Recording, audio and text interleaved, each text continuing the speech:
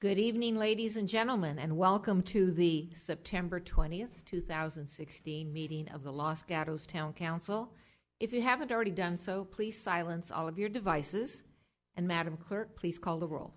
Thank you and good evening. Councilmember Marcia Jensen. Here. Councilmember Rob Rennie. Here. Councilmember Steve Leonardis. Here. Vice Mayor Mariko Sayak. Here. Mayor and Chair Barbara Spector. Here. At this point, I'd like to call up Garrett Rossi. Garrett, come on up.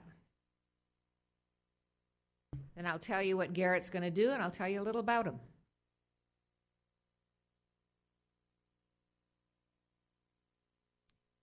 Garrett, after I talk about him for a bit, is going to be leading us in the Pledge of Allegiance.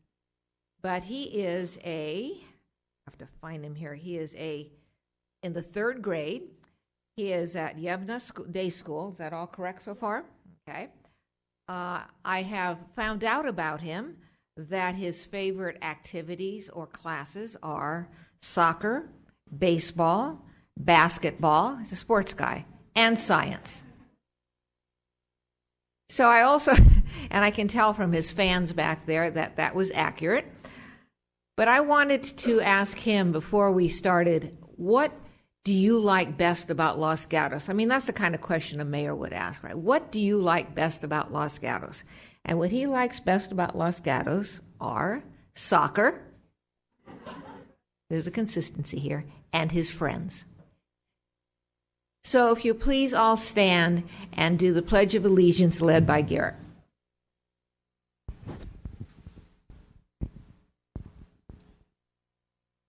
I pledge allegiance to the flag of the United States of America and to the republic for which it stands, one nation, under God, indivisible, with liberty and justice for all.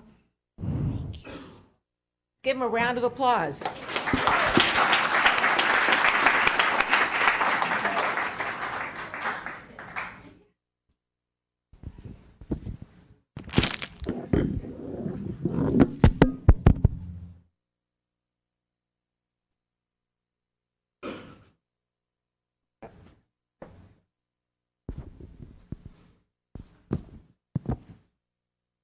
And another round of applause.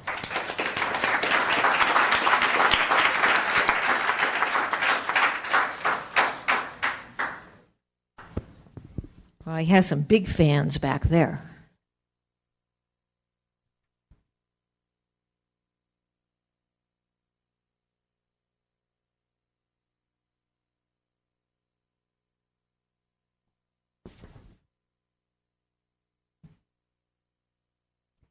Once a month, I get to do my favorite mayor thing, which is to recognize and applaud small business, big applause, a small business that has operated in Los Gatos for a significant amount of time, generally over 25 years. And I do that once a month. And so before I call them up, let's recognize, applaud, and welcome the business of the year this month is Gillies.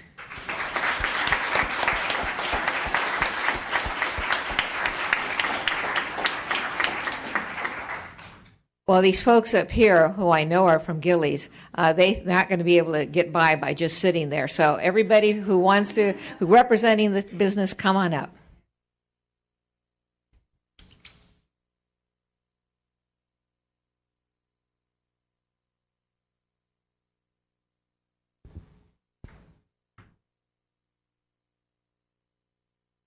Here, why don't you come over on my side? One of you at least. Now, before I tell you a little bit about Gillies that you probably already know, but we have it in the form of a proclamation, I'm going to ask, why don't you introduce us to who's up here, including yourself? Okay. So, my name is Dave Berman. This is my wife, Katrina, and this is our son, Andres. The commendation, which comes from all members of the council, reads as follows. Whereas Gillies Coffee Shop has been in Los Gatos since opening in 1982 and has been owned by the Berman family since 1992. And whereas Gillies Coffee Shop is located at 47 North Santa Cruz Avenue, which was originally home to the Blossom Restaurant in 1930, and whereas Gillies Coffee Shop is currently being run by the father-son team of David and Andrew Berman, with hopes that a third generation will continue this tradition. Talk about pressure.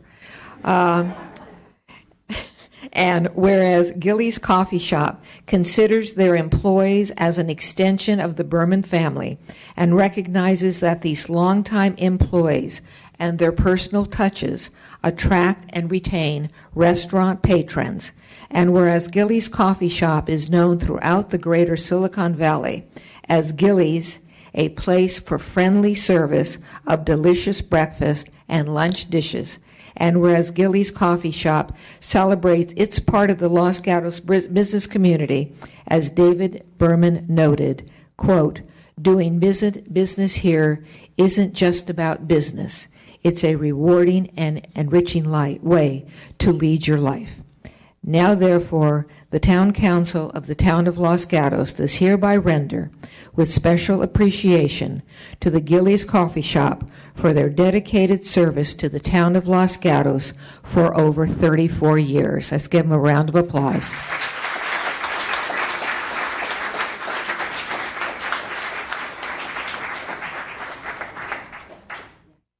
Who wants to hold on to the commendation? Oh. That's wonderful. And who wants to talk? I'd be glad to. Well, thank you, Council. Thank you, everybody, for recognizing us. And we really appreciate you being there behind us. Without that, we would not be there. We had some rough years, but thanks to our good customers and new customers and all of you, we thank you so very, very much. My husband is better at that. Not necessarily, but yes, I do want to recognize our long-term employees, our wonderful cooks, Antonio Quadraque, who's been with us almost 20 years, Juan Lopez, who's been with us more than 15 years, and of course our amazing server, Pam Davis, who's been with us for 22 years. I mean, they've absolutely been critical to our success.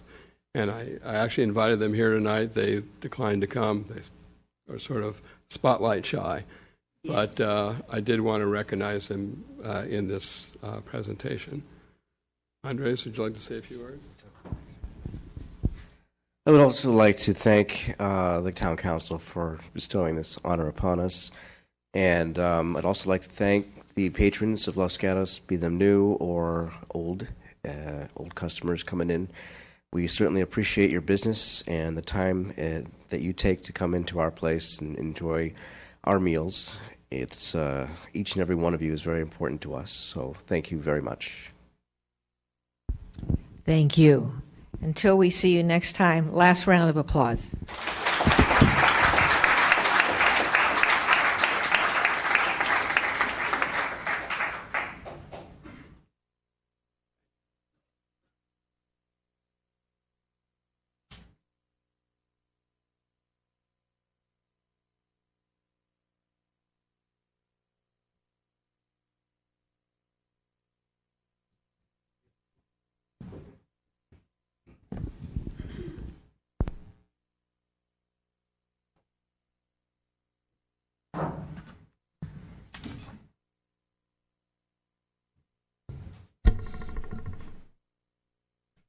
Now we get down to business.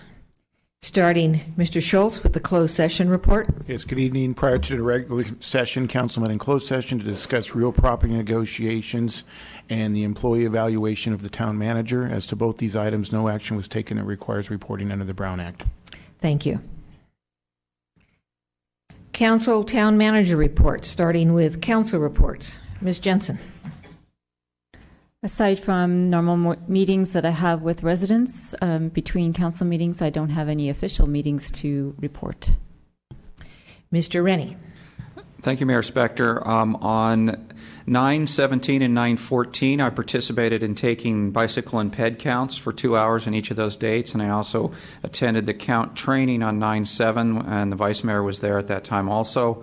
9/14, I attended the Board of Directors for the Silicon Valley Clean Energy Authority. That's our 100% carbon-free power company that we're starting up. Basically, the work that's going on there is we're setting an organization up, which is including developing an employee benefit package, an employee handbook, approving lease for office space. Those kinds of things are sort of where we are there. On 9/8, I attended the VTA Policy Advisory Committee. One thing I wanted to share that I thought was kind of significant is they did a survey, and although you can't really see this, it shows what they did is they allowed people taking the survey to move a indicator of whether you wanted more money spent on coverage or more money spent on ridership. And right now they consider they spend 70% getting ridership and 30% just covering areas where there's very low ridership. And the survey results were about 1/3 keep it the same, 1/3 go to 80%, 1/3 go to 90%. And the reason that's significant is Los Gatos is really considered the spending money for coverage, not ridership, because the ridership is very low here. And this survey there's 2/3 of it basically say, let's spend less money on coverage. So Los Gatos, and then they have potential maps of where the bus services are going to disappear. And Los Gatos is on the list at 80% reducing. And if we go to 90%, nothing comes into Los Gatos anymore. So I thought that was significant to share. Also on that, later that day, 9/8, I also attended the Cities Association Legislative Advisory Committee and their board meeting. Thank you. This past Sunday, I had the honor of presenting a proclamation to the Methodist Church here in Los Gatos that was celebrating its 150th birthday, which makes them even older than the town of Los Gatos. And we were thanking them for the services they provide for the town, for the seniors, and also during the two major disasters that we've had here in our town. They provided services to people who were dislocated from their homes and at the time of the earthquake and also of the fire.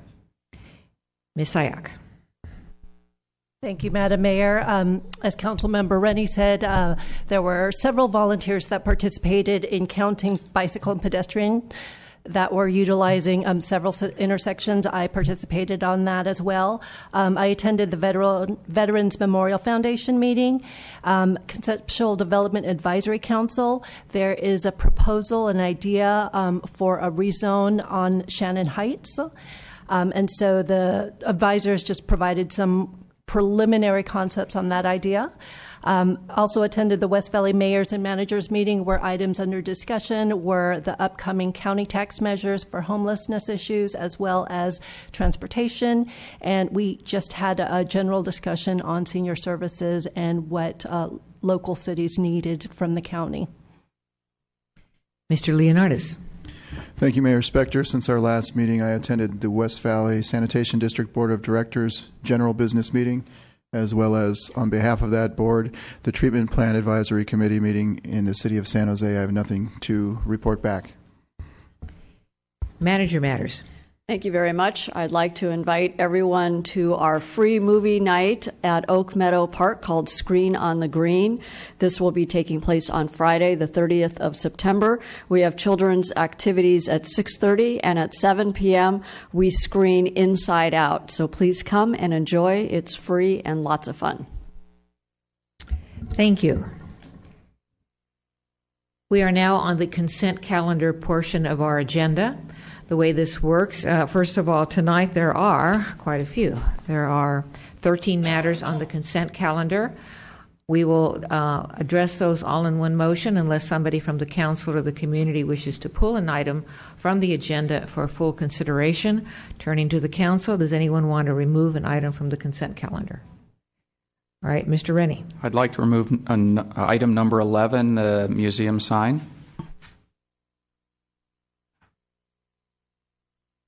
Ms. Jensen. I don't want to remove this item, but I have a question, if I may.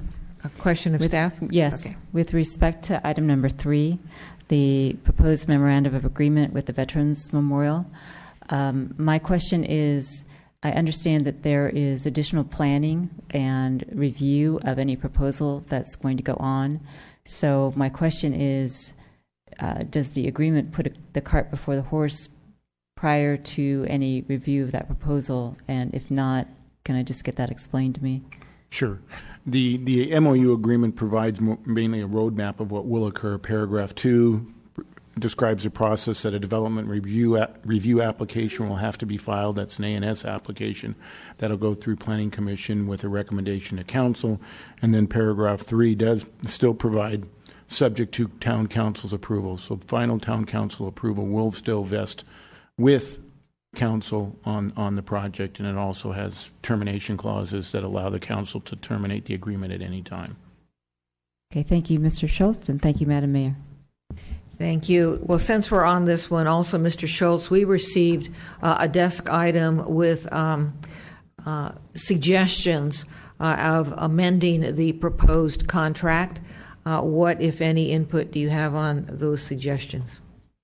The suggestion had to do with the maintenance part of it, and it wasn't requested by the Veterans Memorial, so I didn't really need the inclusion of it. It had to do with the maintenance. They're required under paragraph 9 to provide for, where is it? It's in paragraph I, where they have a $20,000 deposit and that we can use if at any time we need to for the removal of that. And the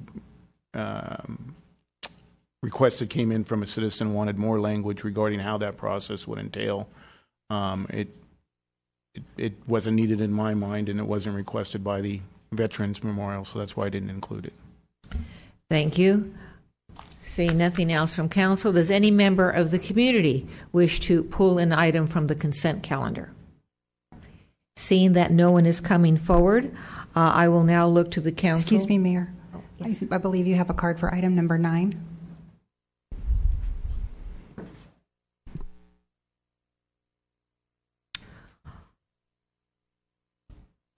Is it your understanding, Madam Clerk, that this is to be pulled from the consent calendar? Yes. All right, so item number 9, which is the Vanguard construction on the streets. This is being pulled by Angelia Dorner, so we will hear that in its normal order. Now, do I have anything else from the community to be pulled from the consent calendar? I'm looking to the Council for a motion on the consent calendar exclusive of items 9 and 11. Ms. Jensen. Move to approve the consent calendar exclusive of items 9 and 11. Thank you. Second? Second. Well, I seconded it, but you can second it too. All right, we have a motion and a second. Discussion? Seeing none, all in favor? Aye. Opposed? Passes unanimously. We will now go in its normal order to agenda item 9. Agenda item 9 is authorize the town manager to execute a certificate of acceptance and notice of completion accepting the work of VBD Vanguard Construction and authorize recording by the clerk administrator for PPW job number 158139921 curb ramps project. I'm going to start with the staff report, if any, and then I will call the Angelia Dorner forward to tell us why she pulled this matter from the consent calendar. And then, since it has been pulled, we can actually have community input. Staff, please. Thank you, Mayor and Council members. Lisa Peterson, Town Engineer. We are just requesting that Council authorize the town manager to execute a certificate of acceptance and notice of completion accepting the work of Vanguard for the town's ramp project. It does meet our standards, and they have completed the job and outstanding punch list items. So we are requesting this authorization. And that's the end of my report. Thank you. Questions of staff? Seeing no one, Mr. Leonardis. Thank you, Mayor Spector. I was out there looking at some of those ramps on, I think it was Bachman, and they're for the wheelchair ramps, I guess, the disabled thing, ADA. And it looks like there is a curb on either side of the ramps, which to me looks like it could be possibly a tripping hazard. And I'm wondering why in the heck we're doing that, as opposed to making them just smooth like we have done in the past. All right. For clarification, is that question related to a different agenda item? That is not related to this project, that question. That's on a different project, the Almond Grove project. I'm sorry, I got the wrong agenda item. I apologize. All right. We'll save that question for later. That question is saved. Any other questions on this agenda item? Seeing none, Ms. Dorner?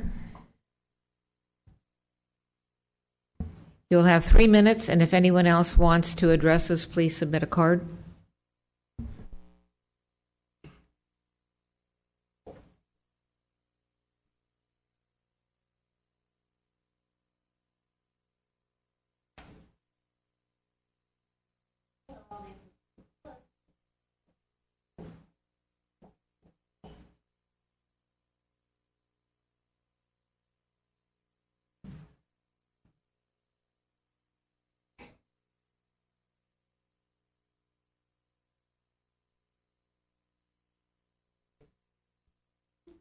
Okay, I think that works now. Hello, Angelia Dorner, proud resident of the Almond Grove. I just wanted to take a minute to point out one of the curb ramps that was done in this project, which I think was an outstanding job.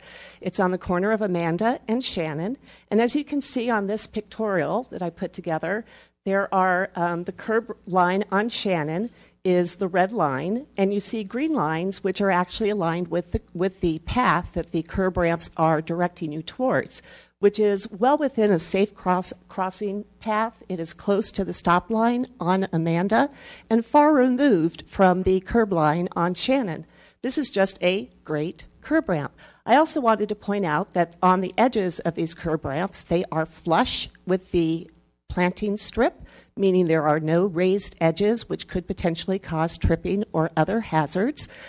People can basically walk down these ramps, or if they're on the edges of the ramp, there's no danger of hurting themselves.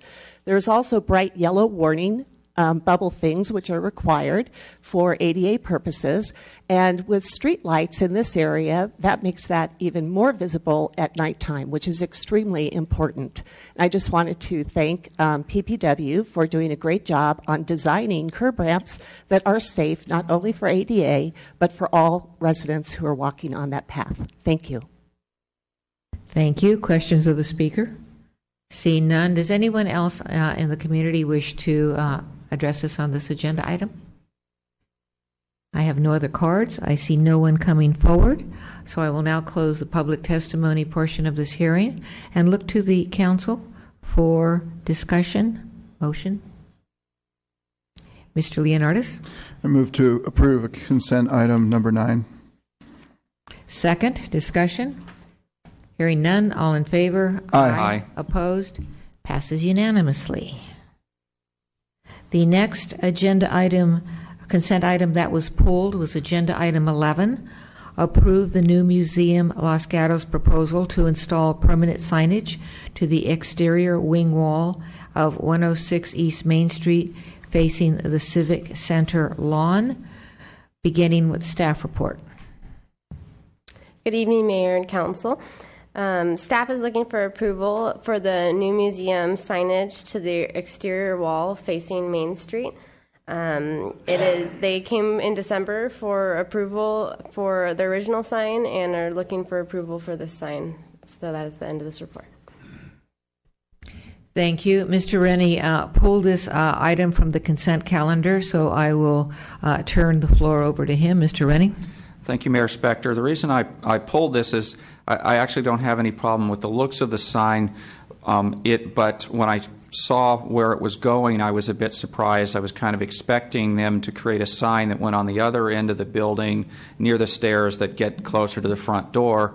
As soon as I saw they're putting it here, my first thought is, well, are we going to have a conflict with the Veterans Memorial that's going to be built right in front of this? And I don't want the museum to go spend money building this sign, which may not be appropriate to put somewhere else, after we end up with a Veterans Memorial design that may block this. So it's really about, have they thought about when the Veterans Memorial goes in there, whether it's going to work or not? Thank you. I will now, since he said it, I agree that it's a good issue and ask for staff to address it. Thank you for the question. We understand that NUMU is watching very closely the veterans' proposal and are anxiously await for the submittal of the architecture and site application. So I think they're well aware of potential conflicts, and I'm sure will communicate any concerns to the town.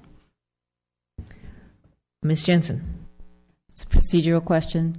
So if the council were satisfied with the size and lettering and font of the sign, could a motion be made to approve the sign with indication of move it to the other side if there's a conflict with the veterans? Because that was my impression when I saw this as well.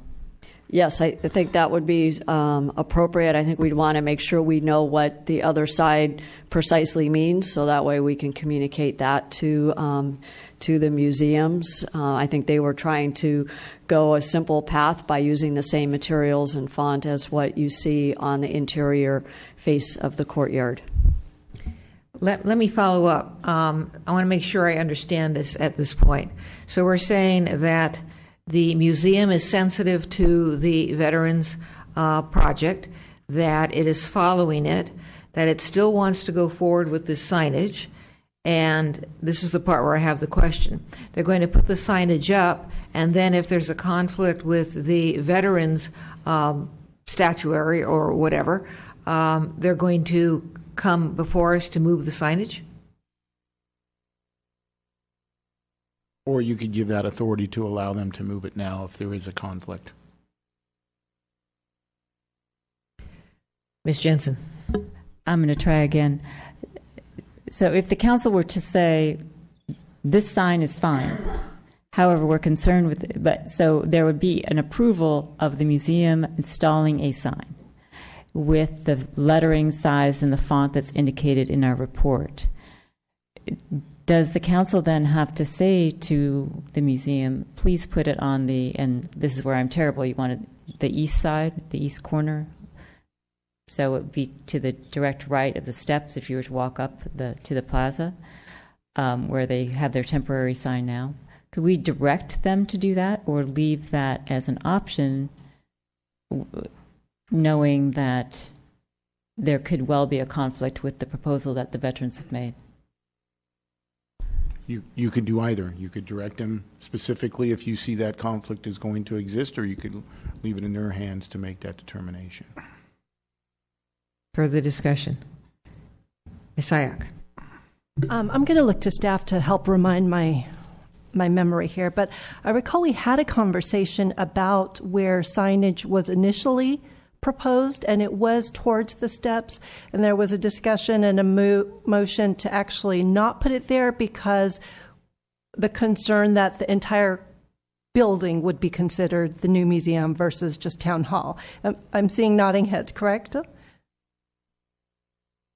Thank you, Councilmember Matt Morley, Director of Parks and Public Works. Yeah, there was some consideration for the location of the sign. The opposite side of the building has, yes, it would have a branding potential for the entire complex. By moving it to the other side, it meets the need of the museum as they intend to use the outside area fairly frequently for functions and events and displays. In addition, there's trees that have a lower canopy on the other side that may obscure the sign to some extent. Mr. Leonardis, did you have your hand up? No, my question has been answered. Thank you. Other questions? This matter is now a public testimony item. Does anyone wish to come forward and address us on the new museum's permanent sign? I don't have any cards. Seeing no one coming forward, I will look to the council for discussion and a motion. Ms. Jensen.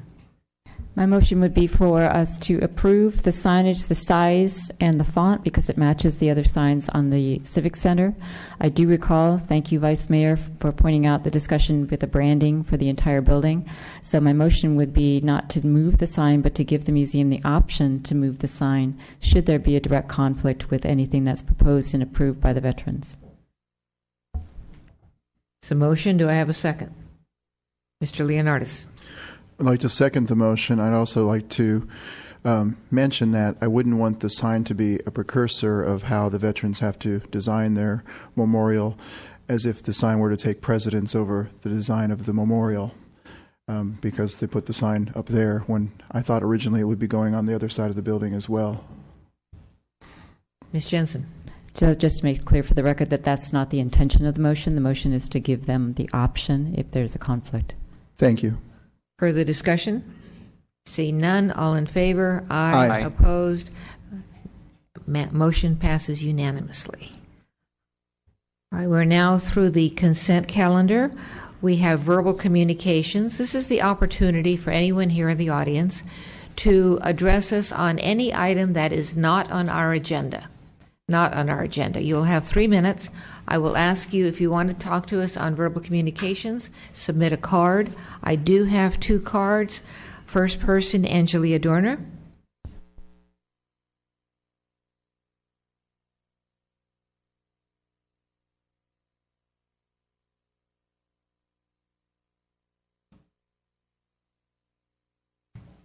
All these people, I thought there were going to be a lot of verbals, but okay.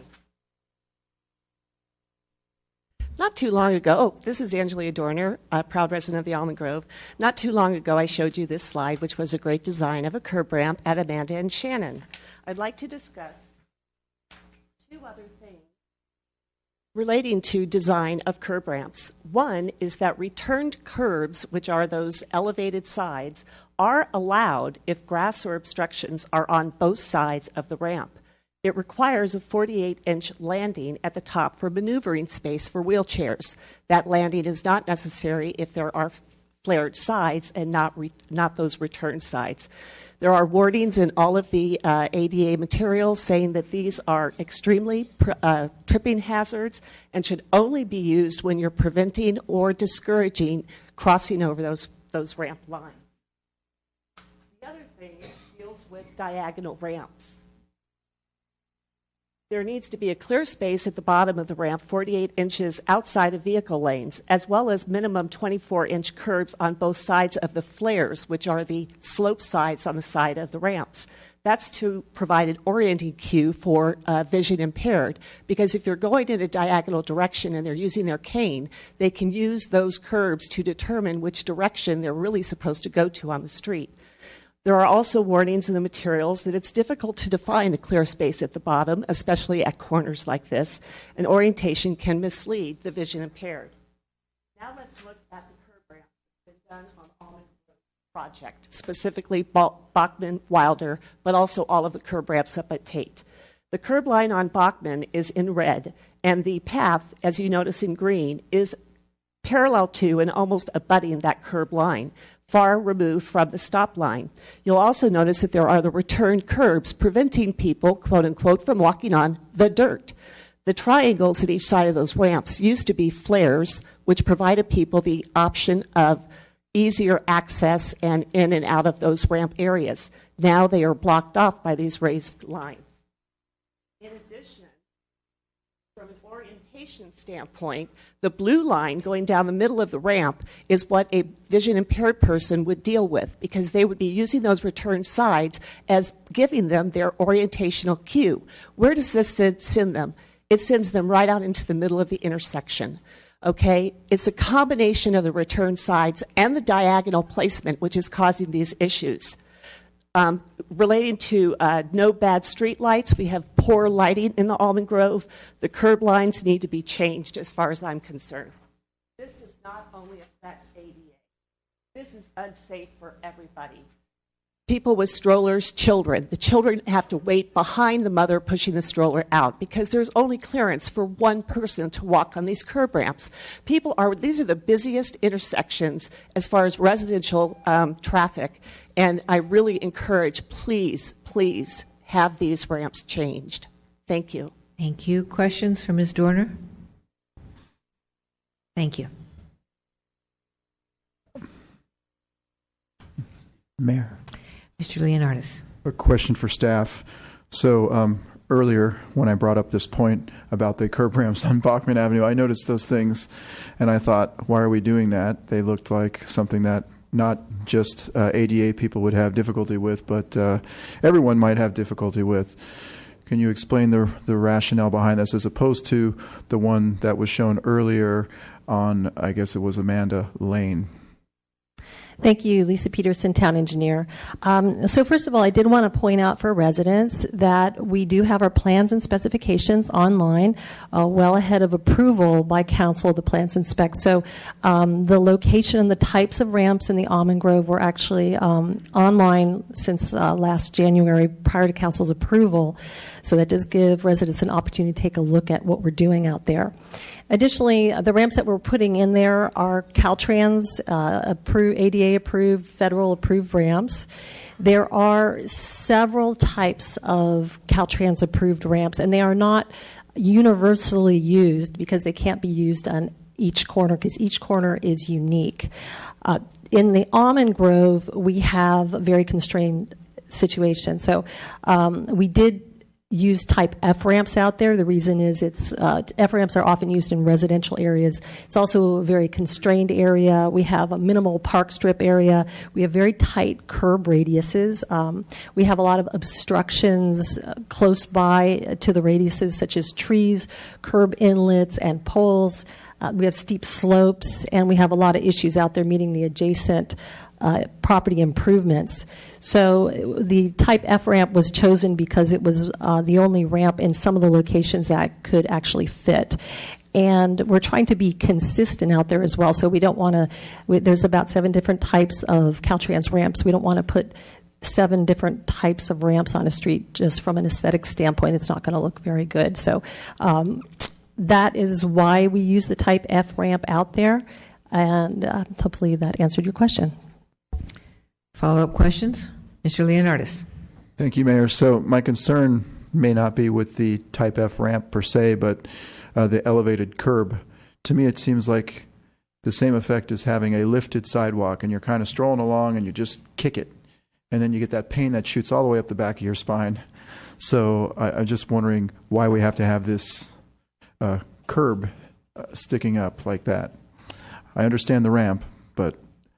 So the type F ramp does have a curb. So if the design of a type F ramp has that curb, and again, the reason that it is used is in tight constraint areas where you can't get the flares because of obstructions that you have, and also because of the standards of the other types of ramps that don't allow them to be built in those areas.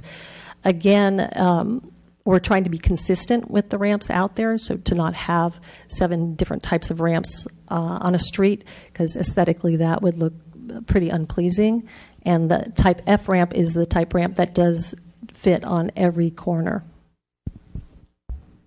Mr. Leonardis? So, Ms. Peterson, how many of these particular ramps do we have? You're saying a total of 7? Or is it just 1 or 2? In special areas, special circumstances? So we have them all around town. They're in various locations. Typically, they're in areas where we have constraints, such as what I mentioned. Okay, but on Bachman and I guess it's Broadway, the 2 streets that are being redone right now, how many of these do we have in place with the raised curbs like that? So they're on all of the intersections. On Bachman, with the exception of one where we have a type G because we weren't able to get that type of ramp in. All right, thank you. Mr. Rennie. Thank you, Mayor Spector. If we move the curb lines, does that allow us to get ramps with wings in, and how much would we have to move to be able to do that? It would depend on each circumstance. As I said, ramps can't be universally used, so we would have to look at each location. Certainly, in some locations, if we had the wider park strips, we could get in different types of ramps. The smaller park strips do make it more confined and limits the type of ramp we can use. Okay, thank you. Other questions? Mr. Leonardis. Would it be possible to look at some alternative options for these ramps? Again, my concern is I understand some reasoning behind this, but I also realize that it looks to me like it could be a potential tripping hazard, just from what I've seen. Now, I realize the construction is not complete yet. I realize they may be present in other places around town, but I wanted to know if there would be any other alternatives that we could look at before this construction is all said and done. So the construction of the ramps is pretty much complete on Bachman and certainly complete on Broadway. We could bring this forward and discuss it on the Almond Grove Phase 2 project again. I believe the issue would be that there are locations that the Type F ramp is the only ramp we would be able to get in because of the constraints, and you would end up with a variety maybe of different types of ramps, which aesthetically could be problematic. Mr. Leonardis. Thank you, Mayor. So, Ms. Peterson, can you address what the speaker brought up about somebody who is blind, not hearing impaired, but blind, possibly getting confused and heading towards the middle of the intersection because of what how they're being guided by this ramp or whatnot? So it is standard to show the curb ramps at the center of the corners. If you look around town, all of the curb ramps tend to be at that center location. And there's a couple of reasons for this. First of all, you want to be able to give a person an option of crossing a street both east-west and north-south. And the other reason is by putting that person out in the intersection at that location, it allows them to look on both streets, north, south, east, west, and also allows them to be more visible to cars. Mr. Leonardis, certainly. So in your professional opinion, there is no additional perceived danger, and we're not doing this for any... it sounds like we've chosen this for aesthetic reasons, to make everything match and to make everything... maybe people won't step in the plants and other kinds of things, but this may or may not be the best approach, or what? This was chosen for functionality because it's the ramp that fits out there because of our constraints. Thank you. Other questions? Seeing none. That was a result of a verbal communication. I have one more card for verbal communications. Shungji.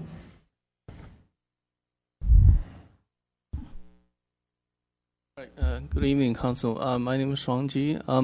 I'd like to bring to your attention a resolution recently passed by the United States Congress. So the resolution is actually about the discovery of a heinous crime that's happening in China, which is live organ harvesting, on prisoners of conscience against their will. Especially on Falun Gong practitioners, which is an ancient meditation exercise very popular in China. So although imagine people being cut open while alive just for their organs. This is unspeakable, and that's why they don't speak about it. They hid it really well, but still there are a lot of evidence that this is happening. I believe this is relevant to this community because one, the United States has always been the moral leader in the world, and we have always stepped in where we see injustice. And two, I think there are still a lot of patients, doctors, and organ transplant matching services that are unaware of this fact. And because of this, some people might be unconsciously making mistakes by renewing their own lives at the cost of others. So I'd like to request the council to maybe further investigate into this matter, and also help educate the public on this topic. For instance, we can do a few sponsored library programs where we show related documentaries. In fact, I also enclosed a invitation where a award-winning documentary on this topic by an Emmy award-winning director will be shown in 2 of the San Jose libraries on October 1st. I sincerely invite all of you to maybe go watch it. And then if you think this is really an important issue, maybe the town can just pass a resolution condemning this as well, just like what our Congress did. Yeah. Thank you. Questions? Seeing none. Thank you very much. Okay. Thank you. I would ask a question or make a statement to town manager. If you could just present this information to our library director, please. Yes. I have no other cards for verbal communications. So we will now move on to public hearings. Our first public hearing is an appeal. Agenda item 14, 16362 Hilo Road. Consider an appeal of a planning commission decision denying a request to construct a new single-family residence on property zoned R18. We will begin with a staff report, then the appellant's team, if applicable. The appellant will have 10 minutes. Then each speaker will have 3, and I do have quite a few speakers, so if you intend to present, please submit a card, and then we will go back to the appellant for 5 minutes. Staff report. Good evening, Mayor, council members. Joel Paulson, Community Development Director. I'll give you a brief overview. There's obviously a lot of detail on the background for this project included in the staff report. The applicant is proposing to construct a new 2-story residence with an attached garage and a cellar on a currently vacant site on Hilo Road, which the project site is just south of Shannon Road on Hilo. The Development Review Committee considered this application on 3 occasions. Following the first 2 DRC hearings, there was input from concerned neighbors, and so the items were continued to allow the applicant an opportunity to attempt to address those concerns. The 3rd meeting, which occurred in June, the DRC approved the application. The applicant, as referenced in the staff report, made a number of changes throughout that process, and ultimately no additional concerns were raised at that final meeting, and the DRC approved the application. Following that approval, the application was appealed to the Planning Commission.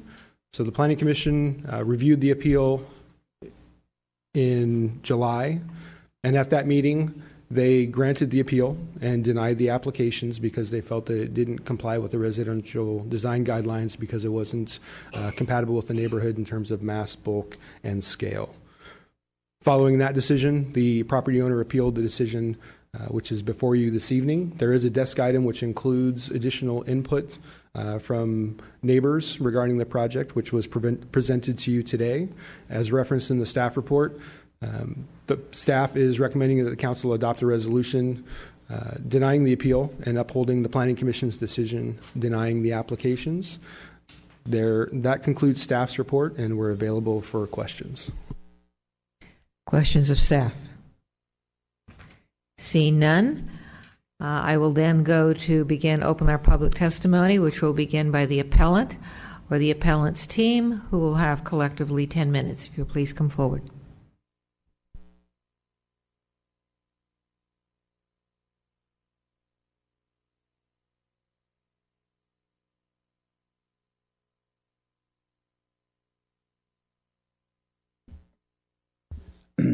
Hi, my name is Sandy Harris, and I'm sorry, that's right. My name is Sandy Harris, and I'm working with Valley. He's the owner of the property, and as you heard Joel speak, the property was approved for a home from the DRC, and at that time it was determined that it was compatible and it did meet the guidelines and standards of the town of Los Gatos. And we also had support of the neighbors, all of them, to get that approval. And subsequently, after we got the approval, it was appealed by Shannon Sesnick, and her appeal is, to me, the biggest issue we have with the home. We've made changes that neighbors have asked for and made concessions to accommodate the neighbors, but within the report that Shannon used for her appeal, there is tremendous inaccuracies, untruths, and distortions in there that I want to point out on the PowerPoint here so that you can understand why the Planning Commission could make a decision based on information, unfortunately, that was presented to him in the manner that it was.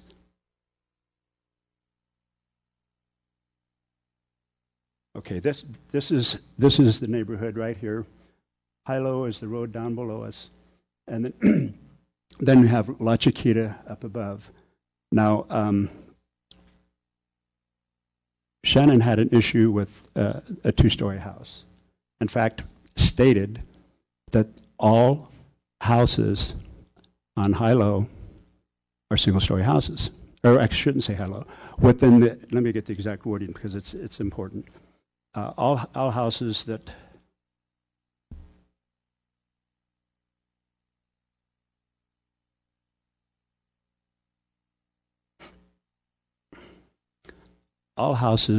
are on the bordering streets are single-story, and that is a false statement.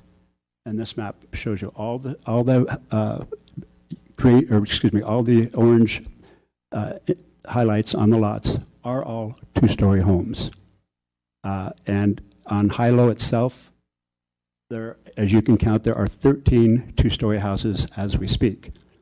And on her street that she lives on, half of the, well, can you put that up, please, for her street?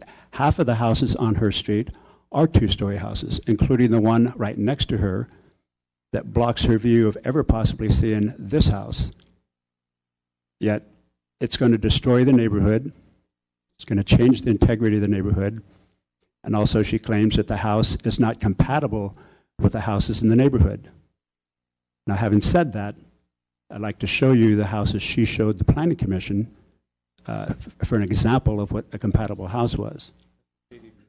Okay, this is the street that she lives on. And let me just point out where her house is on that, if I might. Oh, okay, sure.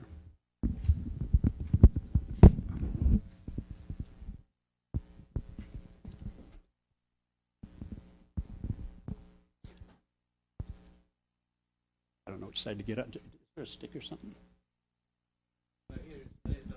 No, I know, but I'm going to be in everybody's way. I'll get down here. Lot 8 is where Shannon's house is. Where the applicant's house is over here. Now, she's got this two-story house. She could never see where his house is located because it blocks her view. She doesn't even live on the street he lives on, yet she has a problem with a house that he's put on the street that she says in her appeal that is going to destroy the views of the mountains. And we've looked for views of the mountains, and I don't see any views of the mountains over any house in that direction because our real mountains are over on this side, and the house actually faces north to south, or east to west, I'm sorry. But now I would like to show you is the compatibility aspect of it. We have a craftsman-style house, and we also have the architects here that can verify that. And these are the different houses. Yeah, she's going to start at the beginning. Houses in our neighborhood. Well, first of all, if you have it, I'd like to show them what she showed is why she thinks it wasn't compatible.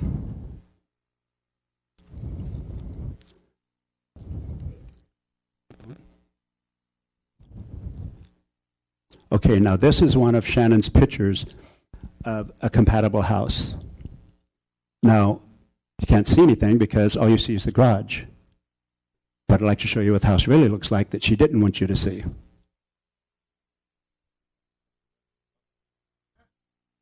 Okay, that's the side. that's the side of the house that she took the picture, but she neglected the house. She only wanted to take a picture of the garage for obvious reasons.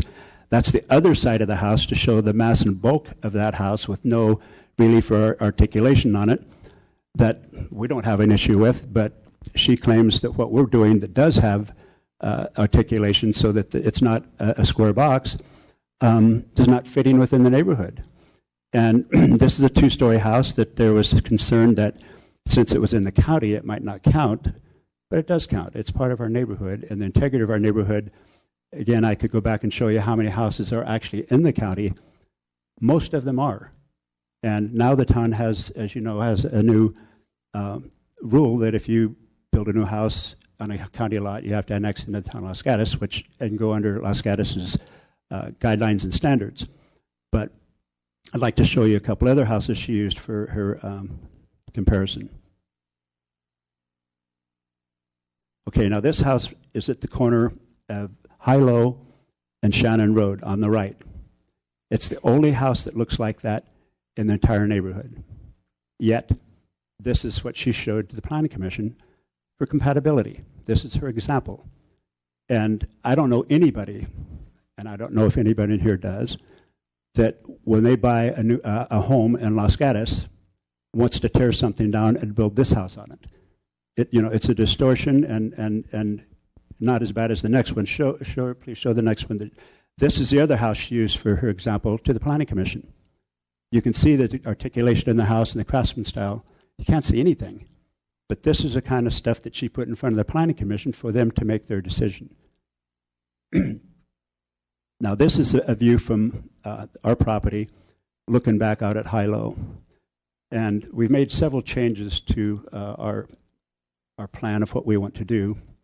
And one of those is we had planned in a permits to take out both of those trees.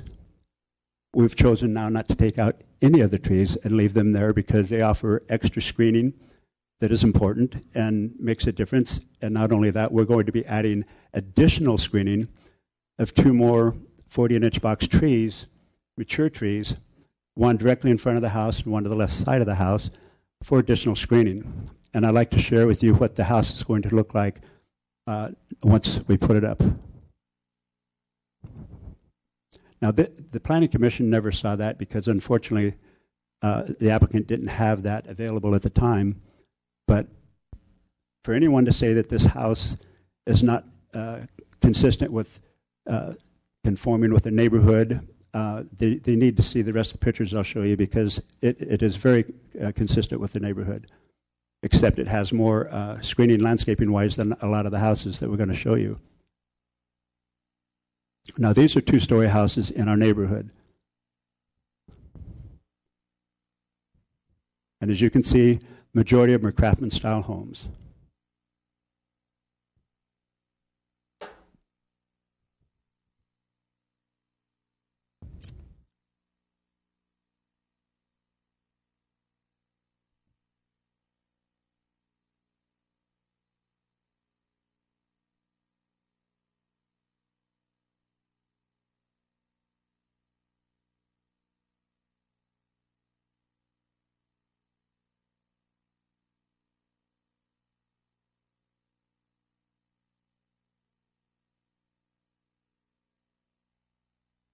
Now,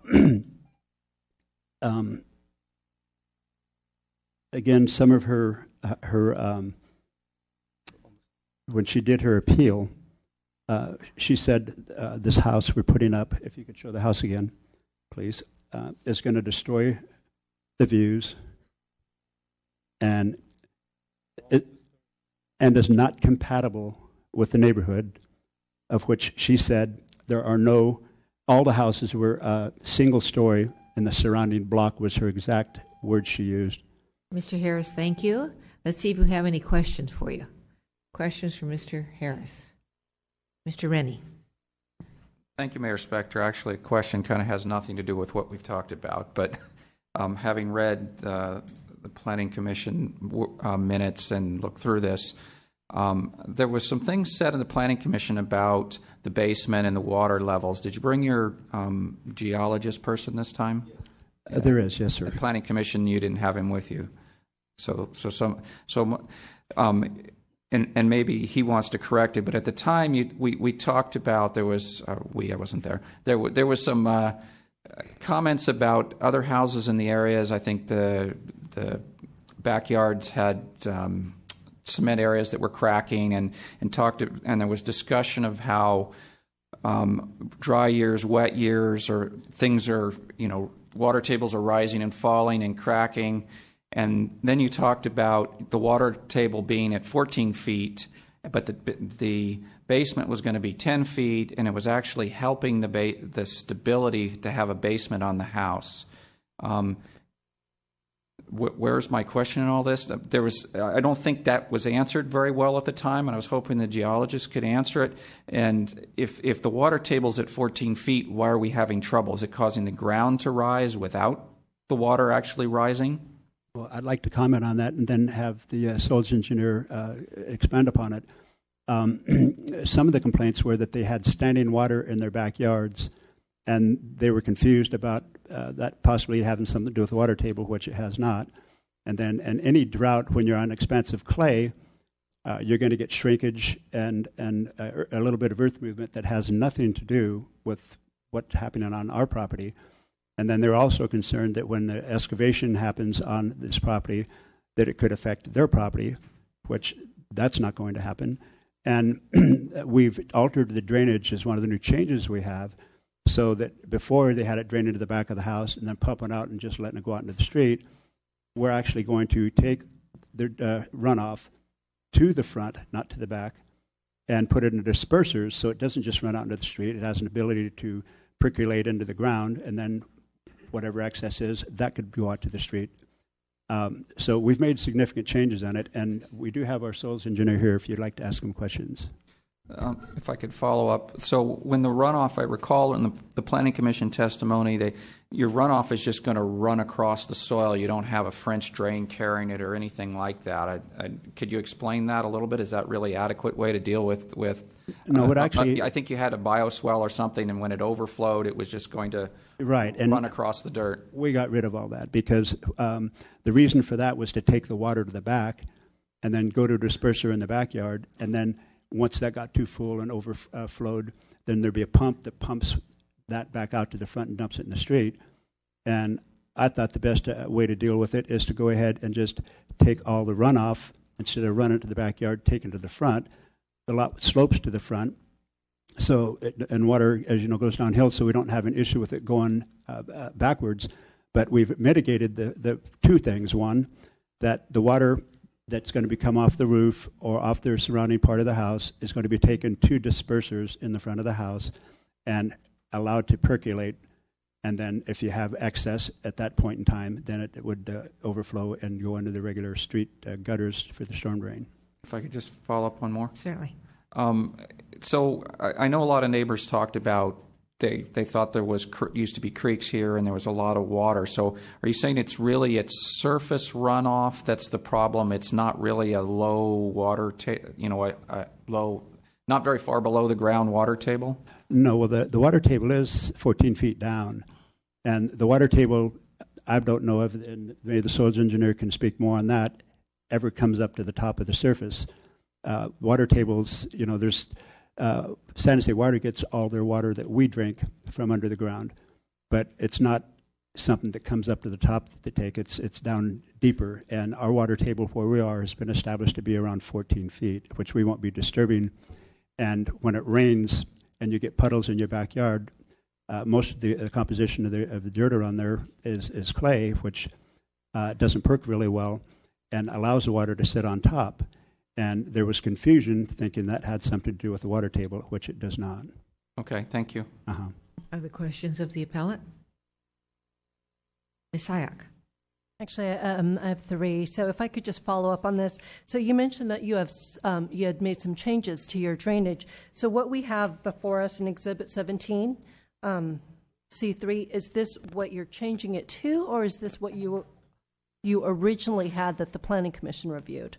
I'm looking at your grading and drainage plans. And you're saying C what? C3? C3. Page 3 of C3.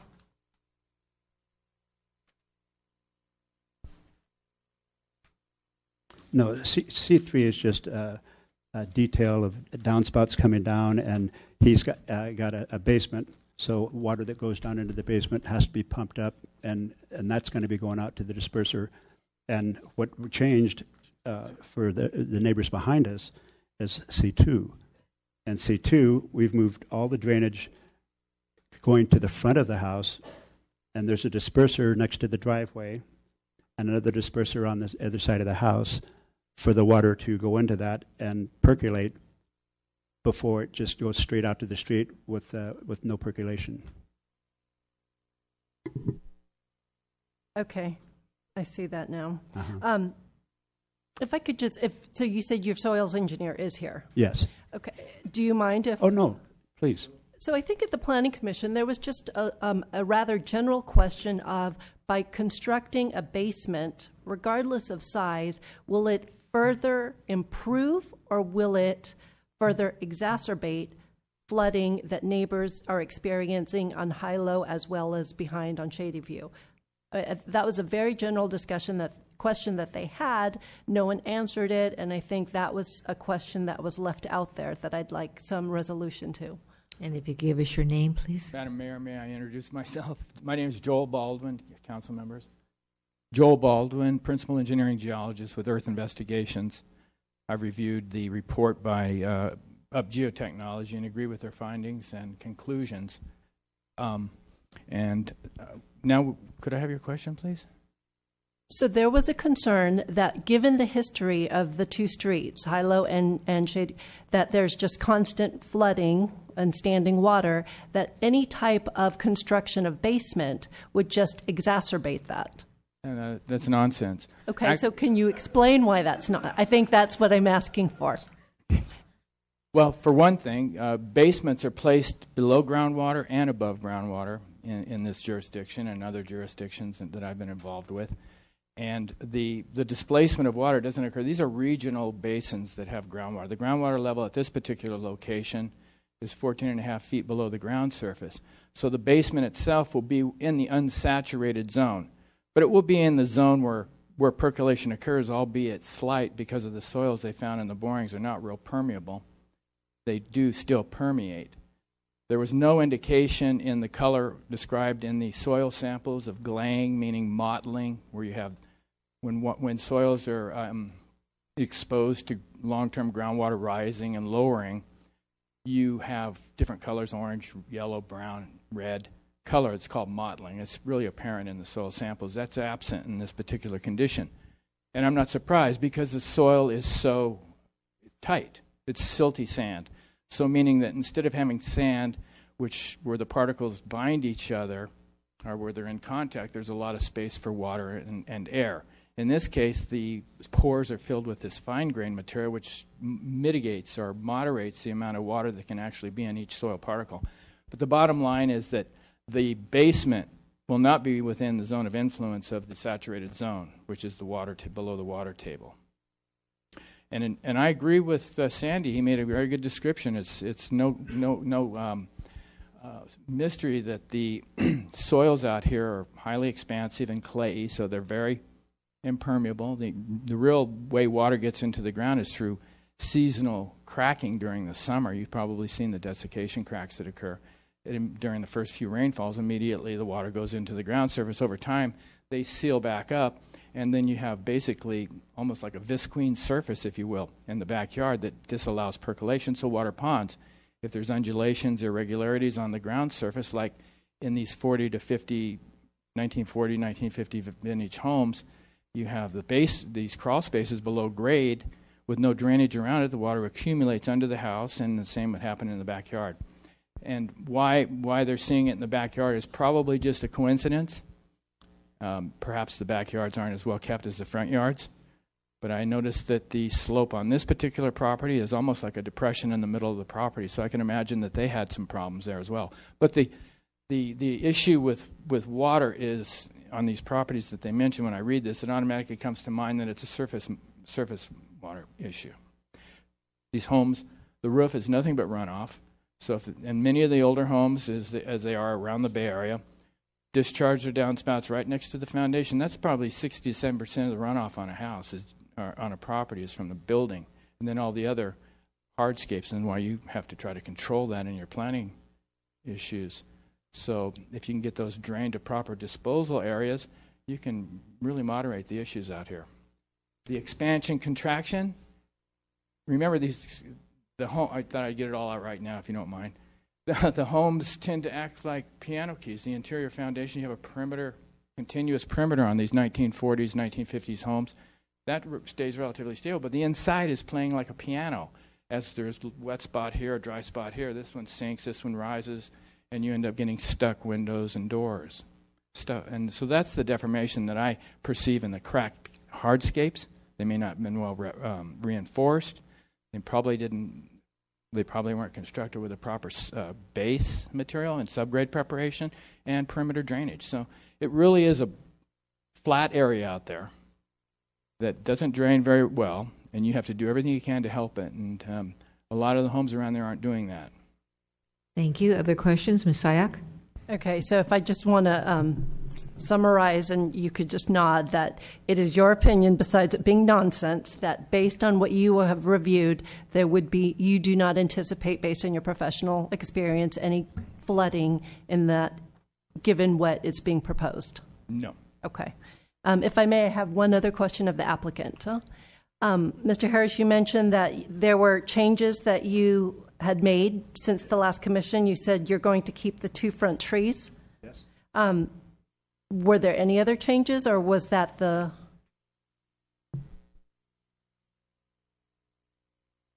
Okay. We had originally got a permit to take out the trees that I showed you on the map there, that from our property out to Hilo. We're not taking any trees out now. We're leaving those trees. And I know Shanna had an issue with endangered species that she thought that might disturb, but there's no disturbance to any endangered species. We're leaving the trees alone, and that was a big deal to her. So that I thought was a good concession.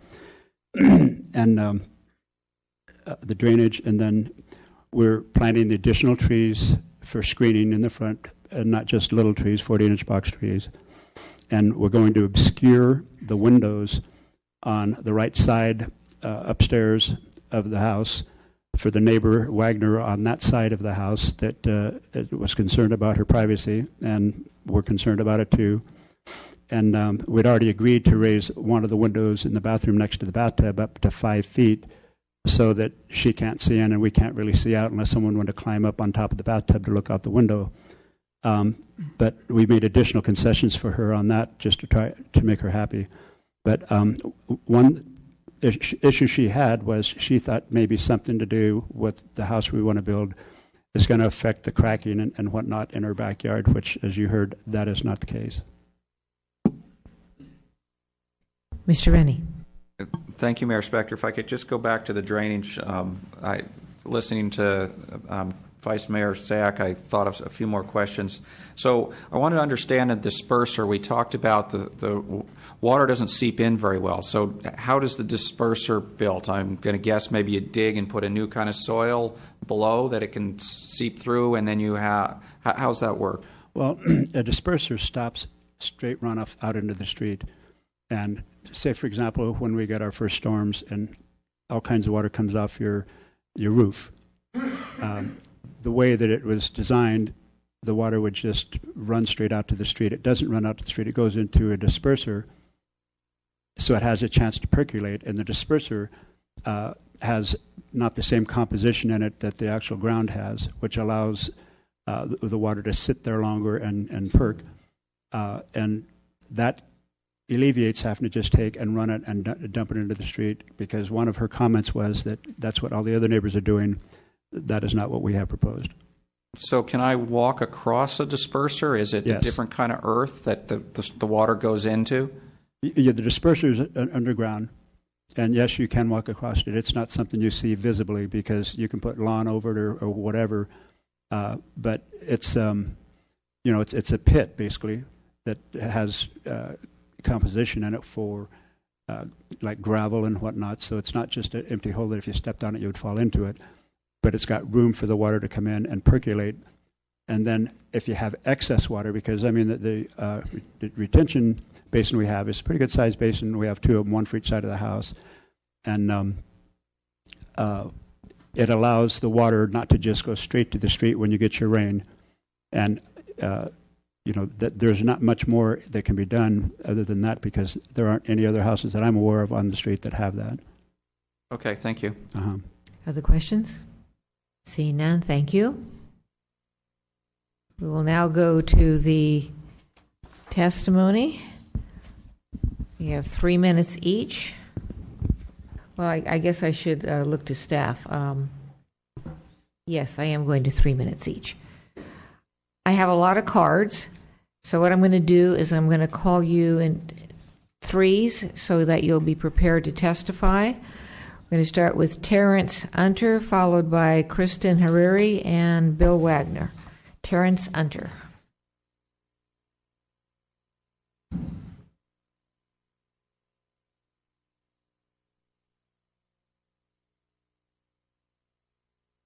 Good evening.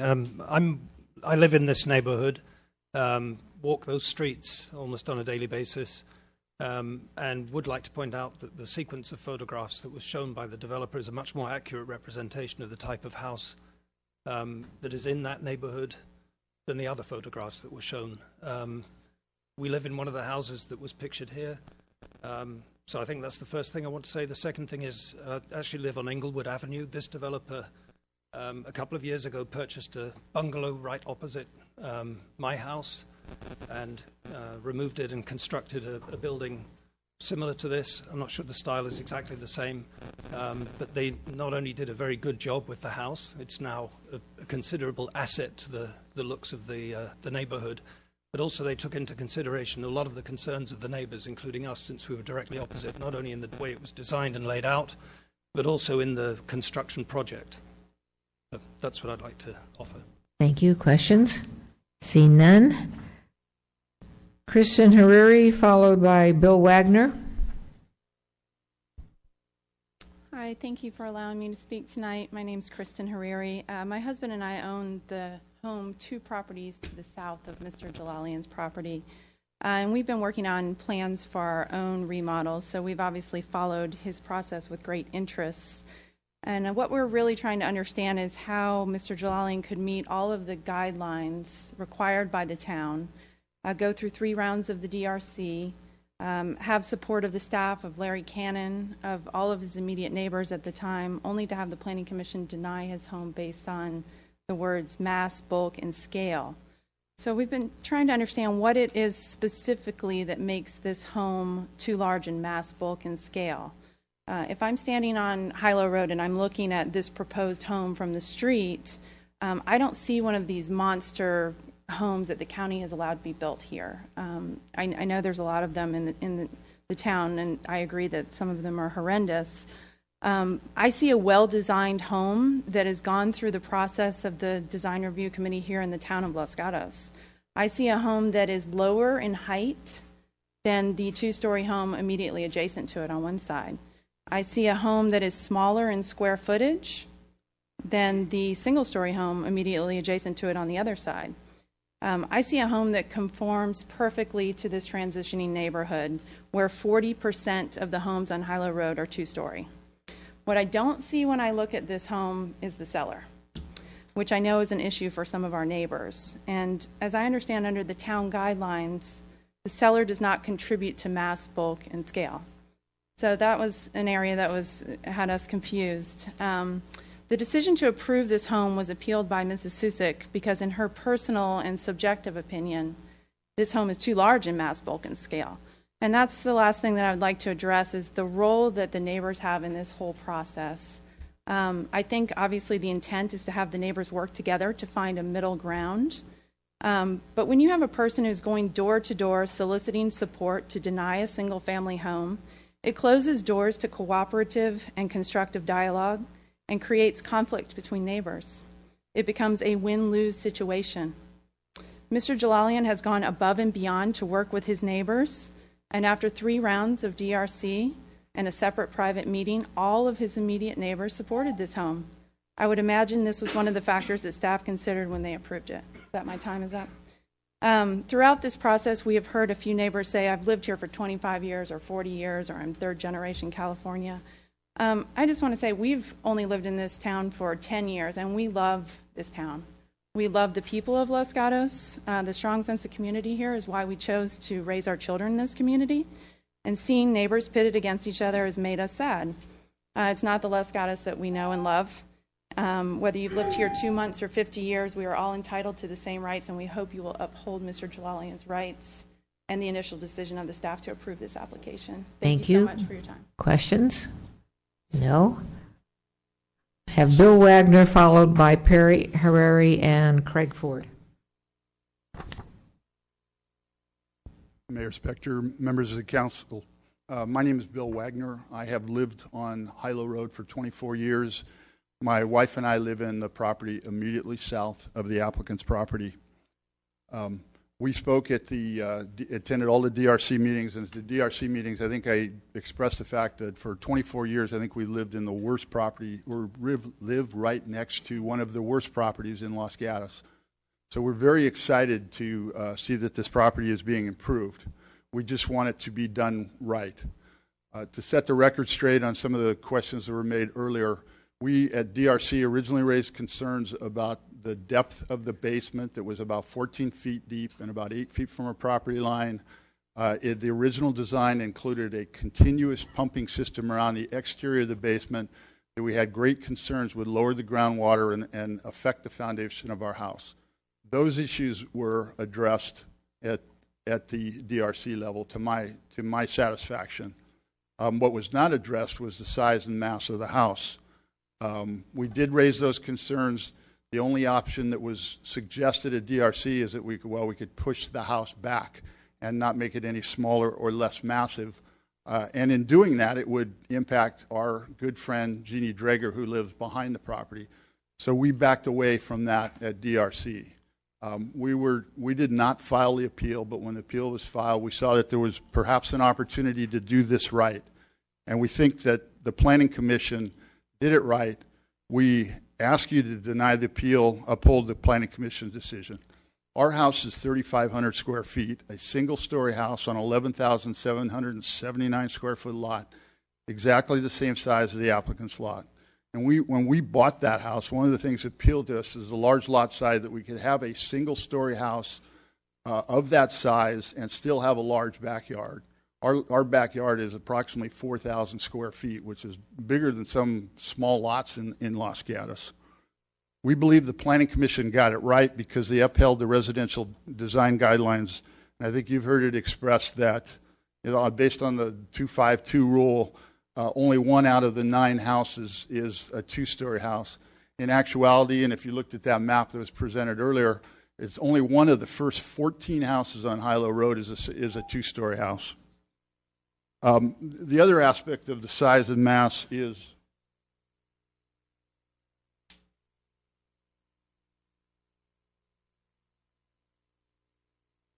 that the rendering makes this house look wonderful from the street, but that's not what people are going to see. This is a drawing. This is a photo taken from our front yard, which is the same vantage point that people driving north on Hilo Road towards Shannon Road will see. And the red lines are superimposed on the story poles. I apologize for any architectural inaccuracies, but we tried to reflect what the story poles show and the actual size and mass of the house that will be seen from the street. All right, I'm going to have you stop there and see if we have any questions, because I do. Ms. Jensen? Mr. Wagner, I just have a couple questions, just to make sure I understand currently your position.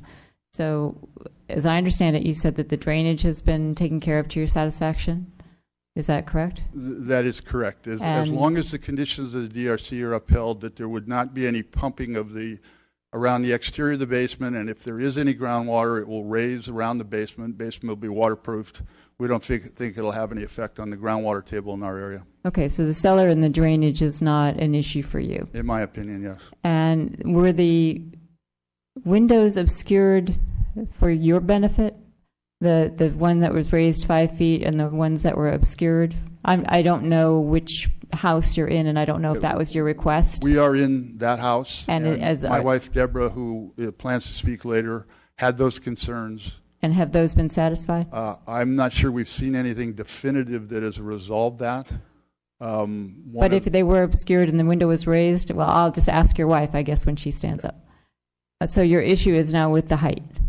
The big issue is that the size and mass of the house is out of proportion for the neighborhood. And I think we have to understand that this is a 3,500 square foot house above ground. But no, I understand that. In the bulk of that house is a 4-story garage, 4-car garage of 900 feet. So, the mass of this building is not 3,500 square feet. It's more like 4,400 square feet on 2 stories. I understand that. Thank you. Other questions for Mr. Wagner? Mr. Rennie. So I just want to keep on the point where you said do it right, and I'm still not completely sure I understand do it right. So you just said garage, but that's the first floor. I was guessing what you really wanted was less on the second story, but if we just made him make the garage smaller and left the top story as is, you'd be happy with that? I would have to consider the effect on the size and mass. Again, we bought in that neighborhood because it was large enough for single-story houses. Most of the other houses in the neighborhood are single-story, and we much prefer a single-story house. So if I could just follow up, I think I'm hearing you say it's not so much the second story, it's the total volume, basically. Yeah, both the volume and the height and the mass. And one more follow-up. So I recall that the height was dropped 2 feet from original. That's not adequate, or you were happier with that? Well, I think in this drawing, I have attempted to draw the red lines about 2 feet below the top of the story poles. So if the story poles are accurate, then the drawing accurately reflects the lower house. And I think, as you can see from the drawing, from our front yard and from the vantage point of people traveling north on Hilo Road, it is a very large structure. Okay, thank you. Ms. Sayak. 2 quick questions of you, Mr. Wagner. Thanks for testifying. You mentioned your home is 3,500 square feet. How big is your garage? Is it a 2-car? We have a standard 2-car garage of 400 square feet, roughly. Okay, thanks. And then you'll have to remind me, was there any discussion of landscaping between the 2 properties? Was that something that you and your neighbor discussed as a possible mitigation? One of the options that was offered was to plant a bunch of trees in the narrow side yard, and we had concern that those trees would overhang our yard and create maintenance problems and other sorts of issue, and they still don't really screen the size and mass of the house. Okay, thank you. Other questions of Mr. Wagner? Seeing none, thank you, sir. I have copies of this photo that I will leave with the clerk as well. Yes, if you would, please. Perry Arari, followed by Craig Ford, followed by Deborah Wagner.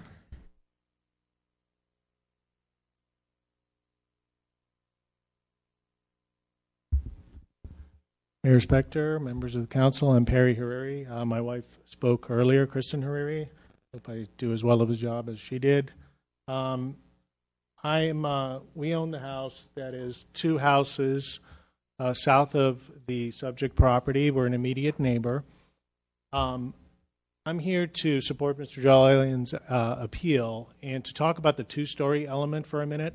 I don't believe the Planning Commission adequately considered all the accurate facts about the 2-story house. First of all, the height of this 2-story house is only 26 feet. 26 feet. The applicant lowered it substantially from the maximum height of 30 feet. Today, you can regularly you'll see single-story houses that are 25 feet, 24 feet. So this is marginally taller than a single-story house. That's number one. Number two, when the Planning Commission looked at this, Commissioner O'Donnell stated that he was not going to take into consideration the 2-story house next to it because it's in the county. He said that what the county has permitted in this town is horrendous. He also went on to say that he didn't think it would be helpful to look at the 30 homes in the neighborhood and take a percentage of the 2-story homes. Well, as Mr. Paulson mentioned at Planning Commission, most of the homes here are in the county. And if we didn't look at the homes that were in the county, most homes here would have no immediate neighbors. So really, the guidelines made no distinction between town and county when they said, look at your immediate 225 neighbors. We have to look at all of them. The one immediately adjacent to it is a 2-story home that's taller. There are a lot of factual misrepresentation by the appellant at Planning Commission. There are 11 of the 28 homes on the street that are 2-story homes. So that's how you need to look at it in totality, not just 225, but the whole thing. But just taking Commissioner O'Donnell's logic as argument, let's look at only the houses that are in the town on that street. There are 4 houses in the town on that street. 3 out of the 4 are 2-story homes. With this one, it will be 4 out of 5. Let's look at the broader neighborhood. There are only 11 homes in the town on that street, including this one. 9 out of those are 2-story homes. You can see the transitioning neighborhood. You have families like ourselves with 3 kids that attend Los Gatos schools. The reason we want 2-story homes is to have a little more usable yard so our kids can play in the yard. You have less runoff. You have less problem with drainage that was mentioned. I just have to show Mr. Wagner's house that's right next to this one. Look at the mass of that 3,500 square foot single-story house. It takes up the entire lot. What's better for the environment or for the neighborhood? That which causes surface runoff and a much smaller yard, or a 2-story house that allows a yard for people to use. Thank you. Thank you. Questions? Seeing none, thank you, sir. Craig Ford, followed by Deborah Wagner, followed by Mark Berlin. Good evening, Mayor Spector, Town Council. Thank you so much for allowing me to speak this evening briefly. I have been a resident of the South Bay for most of my life. I lived in Los Gatos for over 10 years. I currently live right on the border of San Jose and Los Gatos. Grew up in Saratoga.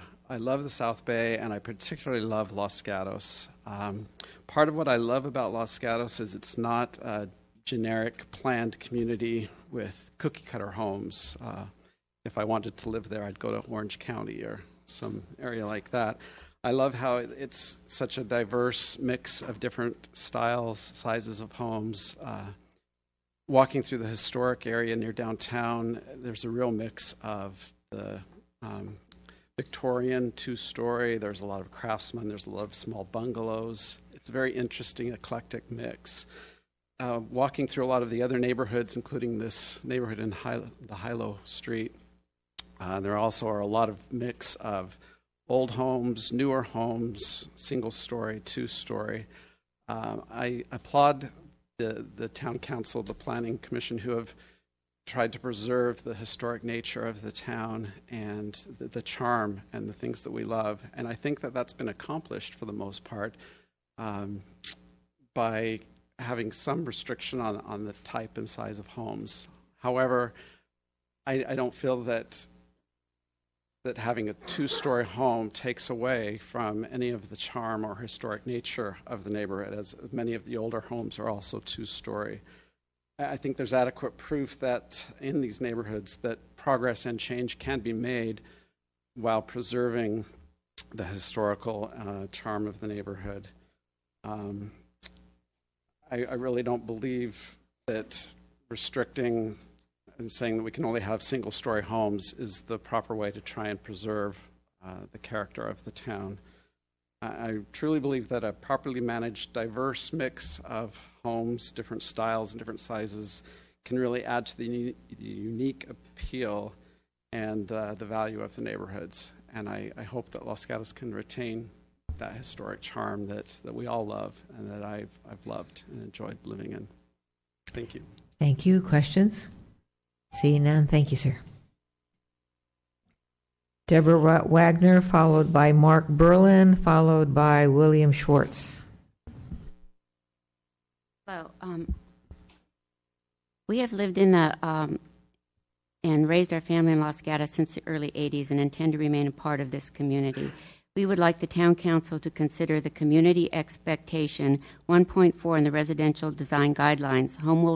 Homes will respect the scale and character of their immediate neighborhoods.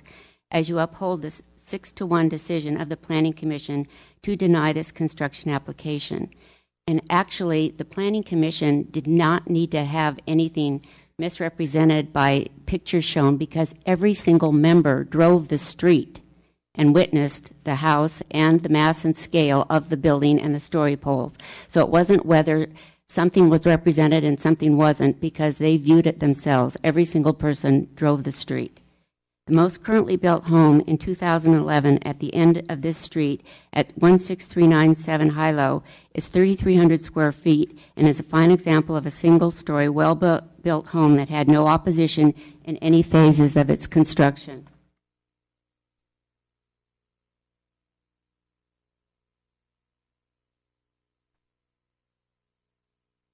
Also, please consider the 2.1 general neighborhood design principles. Residential development shall be similar in mass, bulk, and scale to the immediate neighborhood. Consideration will be given to the existing FAR's residential square footages and lot size in the neighborhood. The one-dimensional front view is just a depth marketing presentation, as it does not give the impact of the side views. This shows how close the two-story is to my bathroom window and what I experienced with a man looking in the bathroom at 7:20 as he installed story poles.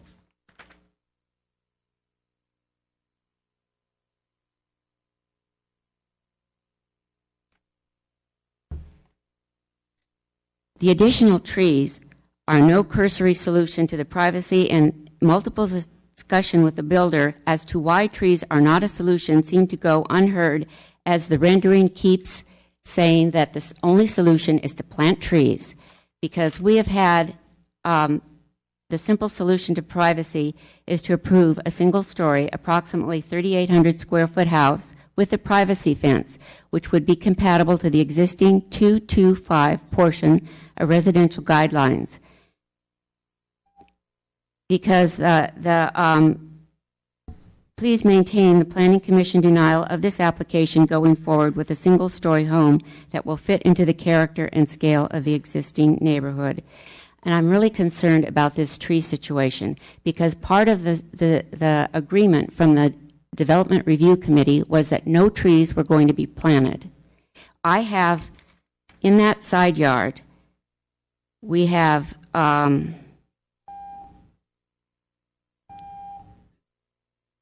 there are already 2 redwood trees, an oak, a walnut, an olive, 2 butterfly trees, 3 crepe myrtles, a screening Raphiolepis bush, and a Japanese maple are already there. Thank you. So any trees are just questions overkill. of Ms. Wagner. You have several. Ms. Jensen. Yes. Thank you for your presentation, Mrs. Wagner. I told your husband I was going to ask you about the bathroom windows. Mr. Harris said that one had been raised up 5 feet, or one or both had been obscured. Are you aware of that, and does that solve your...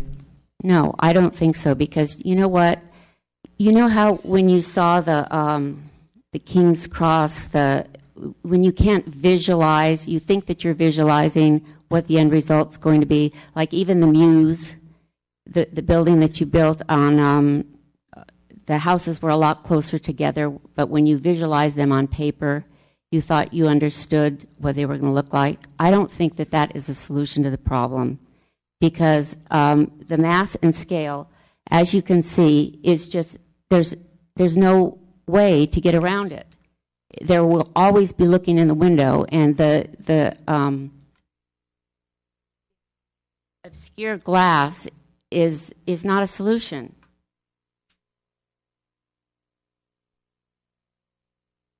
Mr. Rennie. Thank you, Mayor Spector. Ms. Wagner, so I'm still a little confused what you want for screening. You don't want trees, so what do you want blocking your window? I want a single-story house with a privacy fence. So you had a fence there, so you mean a taller fence than... A taller fence in a single-story house, and that would be completely adequate. The trees, we have all of those trees in that side yard.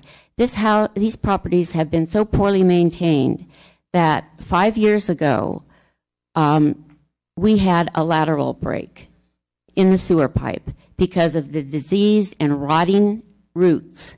And I've lived in this valley for over 60 years, and never in my life, anywhere, have I experienced sewage coming into my shower.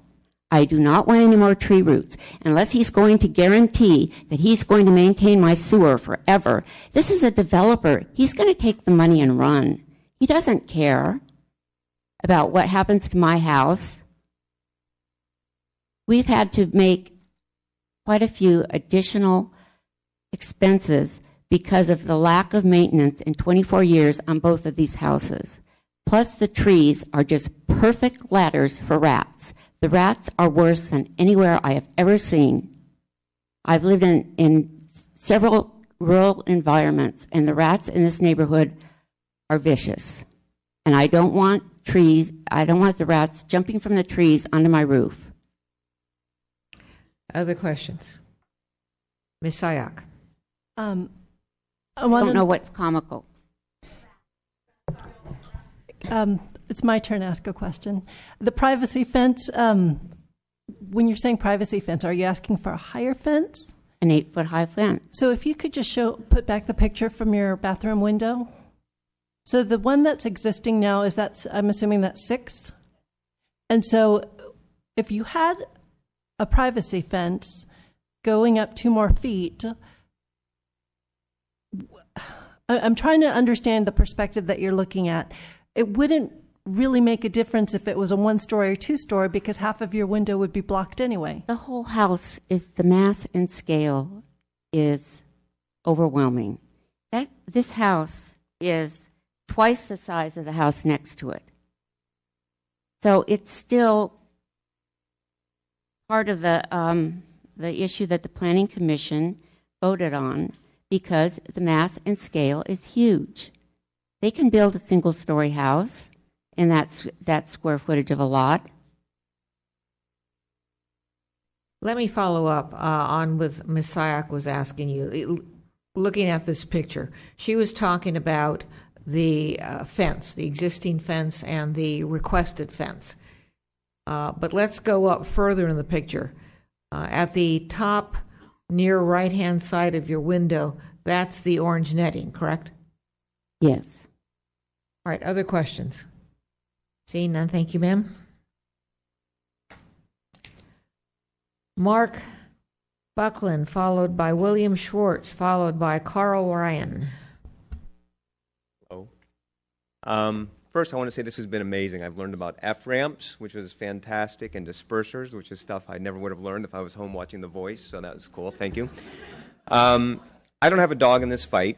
I don't know the builder, and I don't know really any of my neighbors, but I will say I live on Hilo, and I live in a 2-story house on Hilo, and I don't want to be redundant and reiterative of what everyone's saying. It's an up-and-coming neighborhood, and nowadays what happens in up-and-coming neighborhoods is you build 2-story homes, and I know it's a hot issue for a lot of people, and I think I understand concerns, but I think it's a bad precedence to tell people they can't build a 2-story home in our neighborhood. When you look on every street around us, whether it's Topping or Hilo Court, there's 2-story homes everywhere.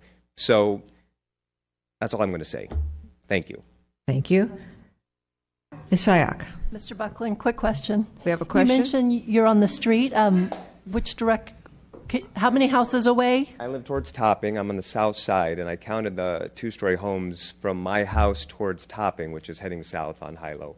And of the 11 homes, 9 of them were 2-story homes. But how many houses are you away from this particular house, if you were to guess? Are you part of the 225? I don't even know what that means.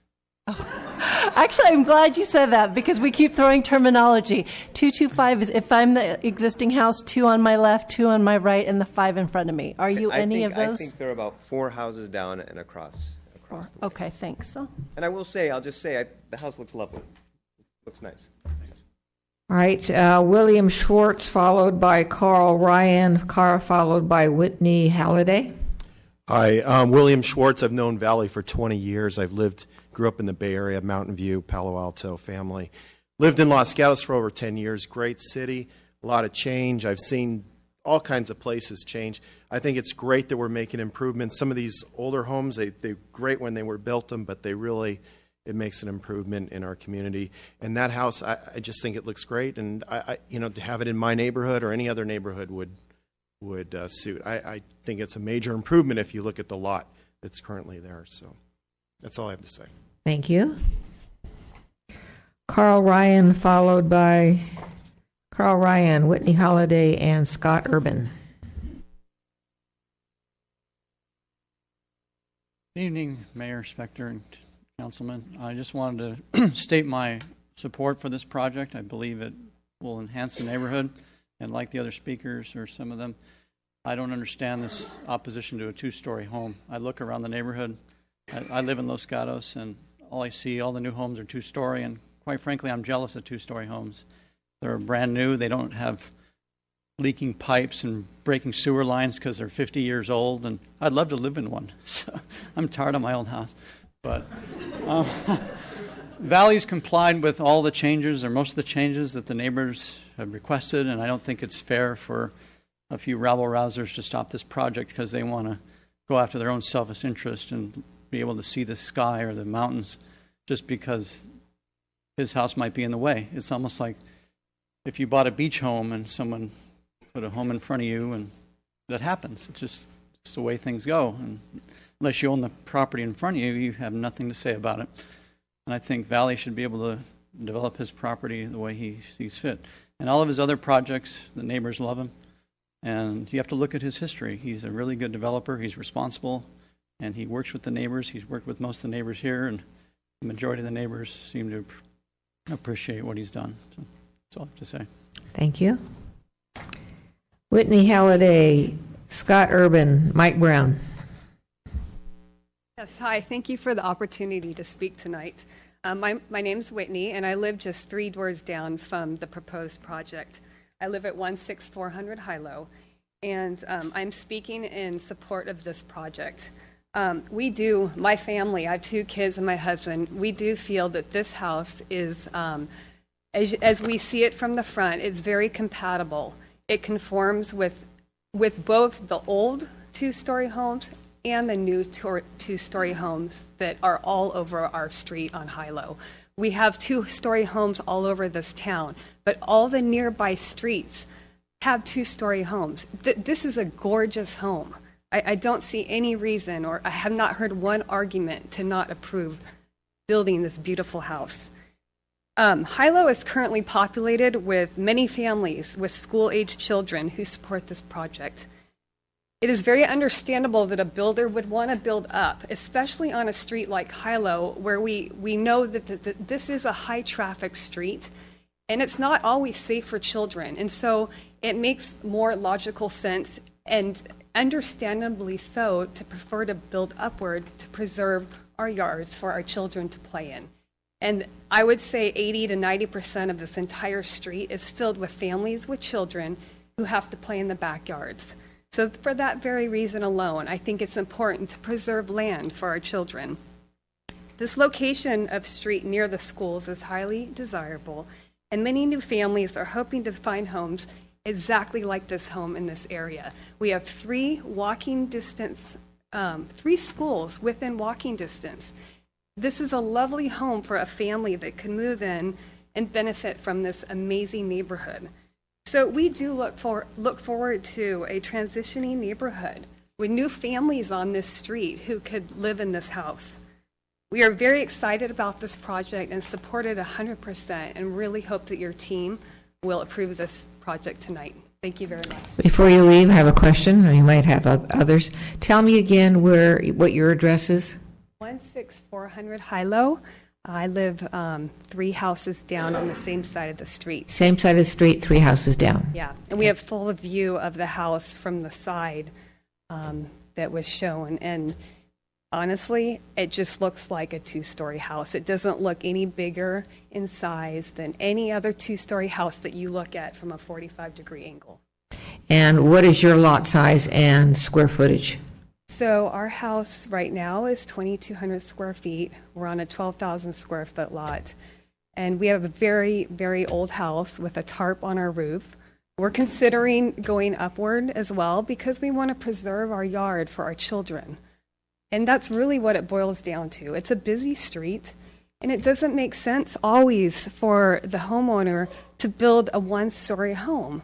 it may not work for all the families. And again, I feel strongly about this because Hilo is a very busy street. And it's unfortunate that our children can't play in the front yard or run down the street because there's so many cars coming through. And it's because it is a great area. We're at the vertex of 3 great schools. So, I understand why a builder would obviously prefer to build up, to save some land and, to allow families to come in and benefit from a beautiful house like this. Now, you said that you would like to build up, but you already have a 2-story house. No. You have a 1-story house. Old 1-story house. All right. Sorry, I misunderstood. Other questions? Yeah. No, thank you, ma'am. Okay. Scott Urban, Mike Brown, Lori Vitale. Hi, my name is Scott Urban. I live on Inglewood. In fact, I live next door to the first speaker this evening, and I live directly across the street from the last house that the developer built. It's a little larger than the home that's proposed on Hilo, and our only concern was the house we moved in across the street from was a very old fixer-upper. Valley bought the house and tore it down, and from the get-go, he was very approachable and nice, and turned out to be very honest. And any concerns we had along the way, he took care of everything. But ultimately, he built a very large home that fits into the neighborhood. And a family moved into it from Atlanta. They have 2 small children. In fact, he has been here for the last hour. He just finally had to go to take care of his kids. He's also in support of the project. And I've lived in Los Gatos my entire life, except for college. I came back, and this home fits into our neighborhood perfectly as far as we're concerned. Thank you. Thank you. Mike Brown, Lori Vitale, and Ron Deering. Good evening. My name's Mike Brown. Apologize, I've got laryngitis, so I'm going to have to use my sexy voice. I'm with Coldwell Banker here in Los Gatos. I've been a real estate agent for over 11 years. I grew up in Saratoga. I've lived in Los Gatos for many years. I have sold numerous homes in the neighborhood surrounding this project on Hilo Road. I understand the value and importance of balancing new growth while keeping the integrity of the neighborhood and maintaining the feeling that makes Los Gatos so special. Hilo Road and adjoining streets were mostly built in the mid-50s, as we know, with rarely a 2-story in the mix. However, today's homeowners have completely different needs and desires for living space. As you know, the majority of new construction homes in Los Gatos are 2-story. This proposed home sits on over 11,000 square feet of land, and the 2-story craftsman-style home is consistent with other 2-story homes in the area. I was going to show some pictures, but I won't. We already have seen a lot of pictures of the 2-story home, even the craftsman-style homes that are consistent in the area. I'd ask council members to consider Hilo Road as in transition and look at the entire street, as I'm sure you have probably driven down it, as well as the surrounding streets that make up this neighborhood. A new, beautiful 2-story craftsman home is quintessential Los Gatos. Even if one disagrees with that, at the minimum, the proposed home fits into the 225 rule with the 2-story home located directly next door. Also taking into account that end of the street is in transition. Majority of those homes surrounding this home were the original homes, the original 1-story, small 1,200, 1,400 square foot homes, which we all know will eventually be bought up and either remodeled or built from the ground up. I also know that Mr. Jalalian has met with every neighborhood who would talk with him. He has made numerous changes to the house plans to try to accommodate and mitigate any concerns about what is required by the town. I also take issue with Mrs. Wagner saying that he's a developer and doesn't care. Because I've worked with this man. He does care. He lives in Los Gatos. He cares about the neighborhoods. He cares about the integrity of this city. And I believe that he should be able to move forward and build this beautiful home.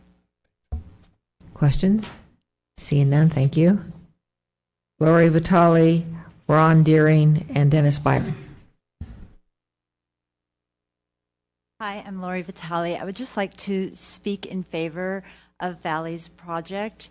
It is consistent with the look and feel that we strive for in Los Gatos. It's done beautifully, well appointed, and also if you start walking on Hilo from Topping, you will notice that the street starts off just absolutely beautiful with these beautiful two-story homes, and it slowly progresses towards Shannon. But the part of Hilo that is really striking is the part with the two-story homes that are beautifully appointed as this one. That's all I'd like to say. Thank you. Ron Deering, Dennis Byron, and Ihab Youssef. Ron Deering left, so Dennis Byron followed by Ihab Youssef.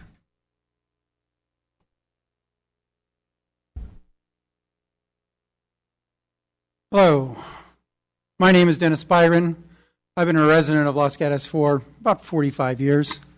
I was born in this valley, so I kind of seen it change. I do not live in this neighborhood. I was asked by a friend of mine to give my opinion of what I thought of Mrs. Sessek's objection to this house. One of the things that I really wanted to take in mind was could she see this house from hers? A few days ago, I walked down the street in front of Mrs. Sessek's house. I noticed there's a two-story beside her house. I had to walk 4 houses down on that street to even see a story pole through the trees. I don't think there's an objection to this house.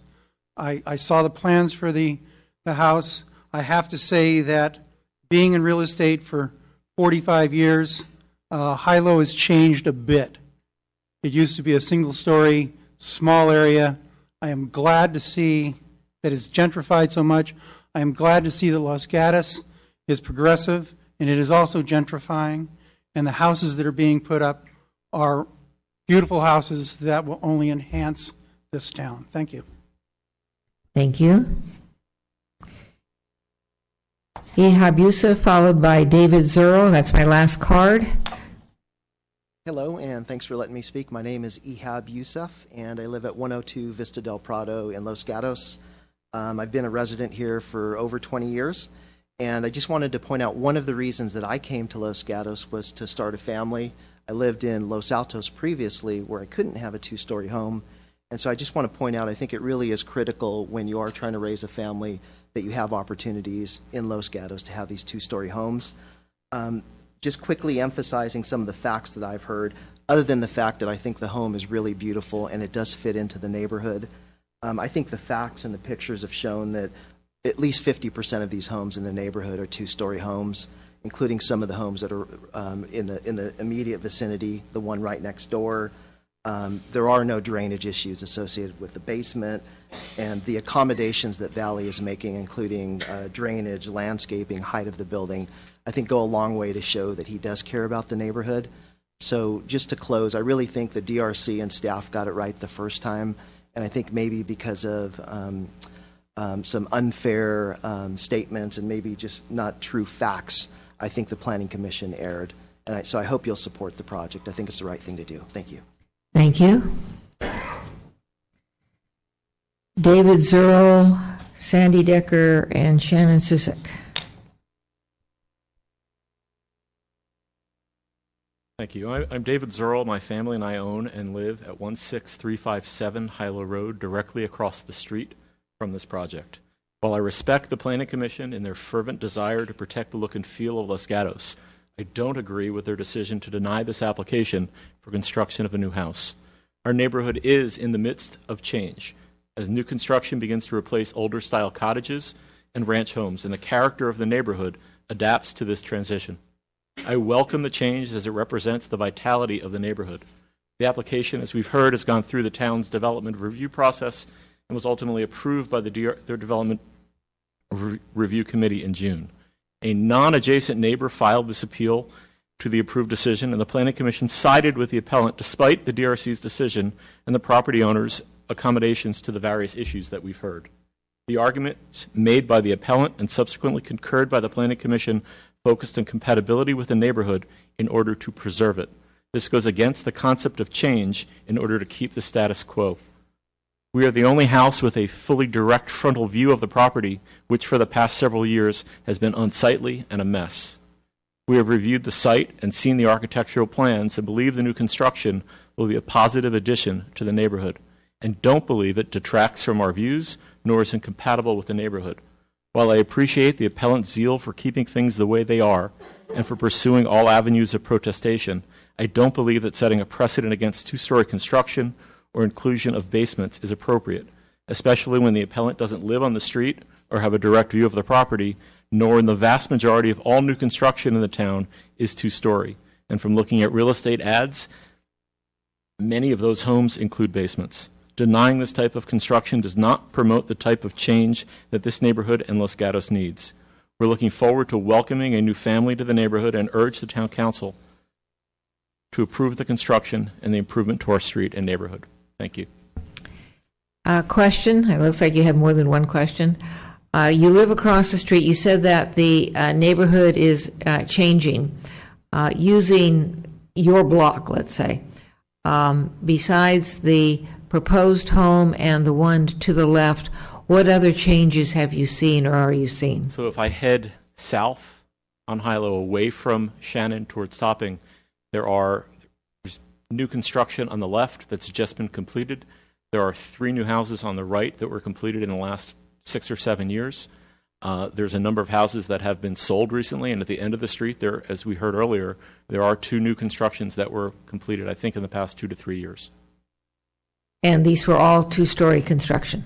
These are all 2-story constructions, with the exception of the one picture that we saw earlier of a house. I think I heard the word 2011, and I've got to assume that's correct. That was a 1-story house that was put up. Ms. Sayak.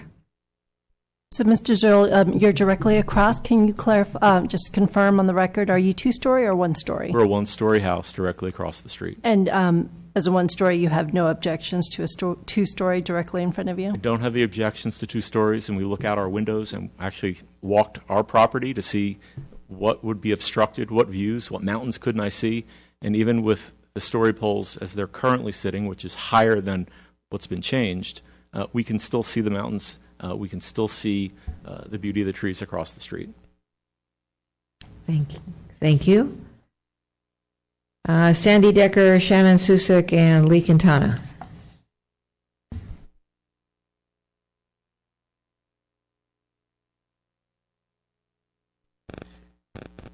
Good evening, Sandy Decker. I'm really surprised after having walked the property a couple of days ago how many 2-story homes have suddenly shot up in those 2 days.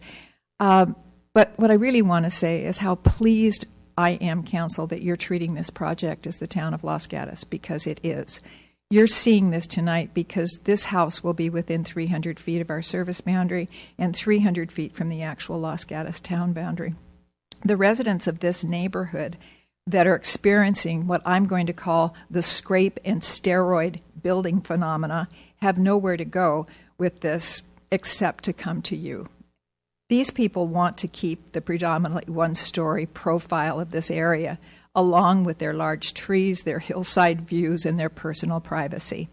May I add that to a person that I spoke with in the area, they are so appreciative of the town's involvement in this particular issue, and especially the planning department, and specifically the director of planning, Mr. Paulson, who has been very informative and available for their questions and concerns.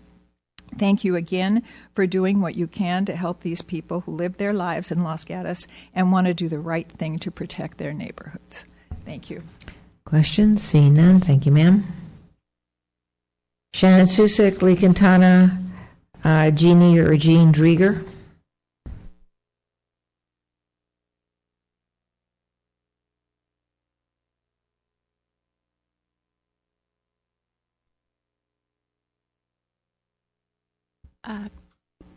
Hello.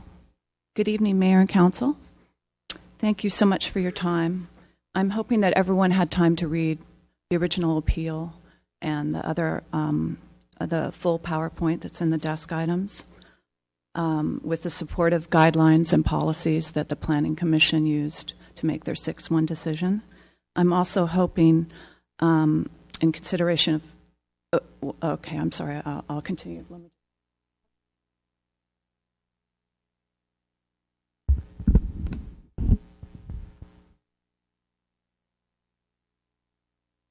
So, unfortunately, there was some misinformation given regarding my previous PowerPoint that I gave at the Planning Commission. All the quotes I used are from our residential design guidelines.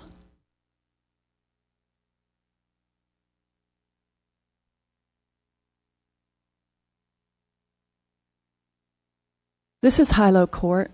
It's in the town of Los Gatos. It is all single-level ranch homes. This is a single-level Craftsman that's 2 doors down from the subject. The 252 rule is what the Planning Commission used to determine that this project did not fit into the immediate neighborhood. All 9 out of 10 are single family. This is another view from the Wagner's bathroom. No views, no privacy, no solar access. These are some single-level homes in the immediate neighborhood. These are all on Hilo. What hasn't been discussed very much tonight so far is the use of the seller to avoid the FAR calculation for this project. So I believe that when the Wagners and other people that are requesting that you uphold the Planning Commission's decision, they are considering that there's going to be almost 2,000 square feet below grade that the developer wants to build. No one has really discussed that. They've just talked about the 2-story. I'm not opposed to 2-story homes. And if anyone had actually asked me or knocked on my door and come in my backyard, they could see that I can see this house from my backyard. How to read your neighborhood. We are not, as residents, supposed to use, or builders, aberrations when analyzing a neighborhood. So including lots of the homes on Shady View and some of the ones on Hilo. This is actually around the corner on Shannon Road. It's not appropriate. This is next door. When I was speaking of views, I was talking about the neighbors' views. Please uphold the Planning Commission's decision. Thank you. Thank you. Questions? Seeing none. Lee Quintana, Jean Drieger, Kim Grounds.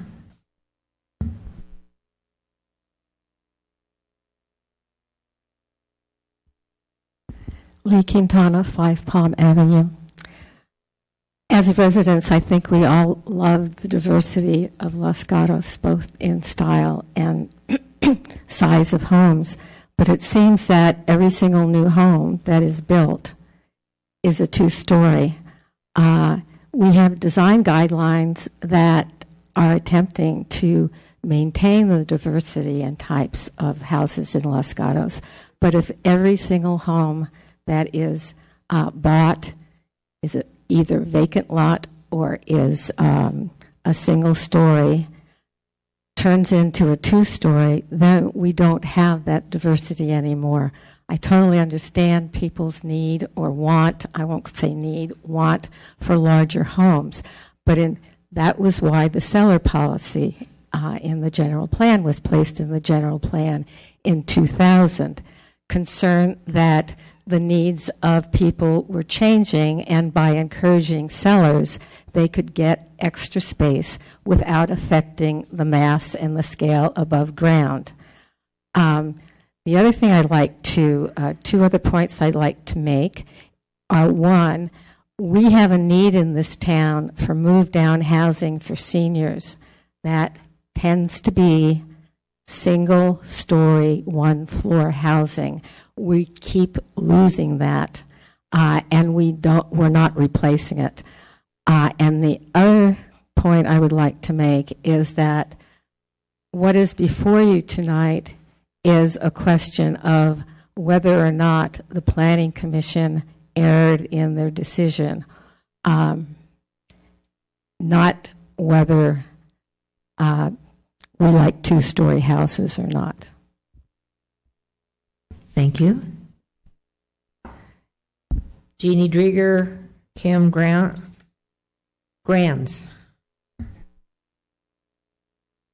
Thank you, Council. I'm Jeannie Drieger. I live behind this property, and I did have concerns about the soil and the breakage of my patio, which is quite nicely reinforced, thank you, and it's new. What has been presented here tonight is not all the truth presented by the applicant here. He said that all the neighbors were in favor. That is just not true. And it makes me very mad to hear that kind of thing. My concern for my own personal views is I look at those story poles behind my house. I cannot see the view of the hills past them. I cannot see from my living room, from my dining room, which face the back of my house. It obliterates that.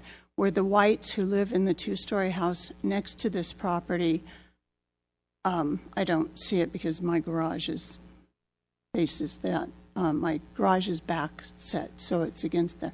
The Planning Commission people, all of them went to see this property, so they saw the 252. They saw all the one-stories in this area. And the lady who just spoke did say, those of us who are now becoming seniors, who have lived in town for many, many years, are not wanting to have two-story houses. And when we go, is our property just going to be raised? Well, it doesn't matter because we won't be here. But it would be nice to have one-story houses around just for the diversity of land. Do you have any questions? Seeing no questions, thank you. Now this is my last card. Kim Granz.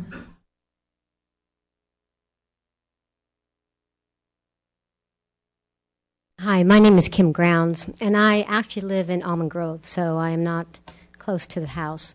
But first of all, I want to thank the town council for building beautiful homes, helping people build beautiful homes, and improving some of these homes around my area that have been remodeled. They are two-story, and they've really made the aesthetics of the town beautiful.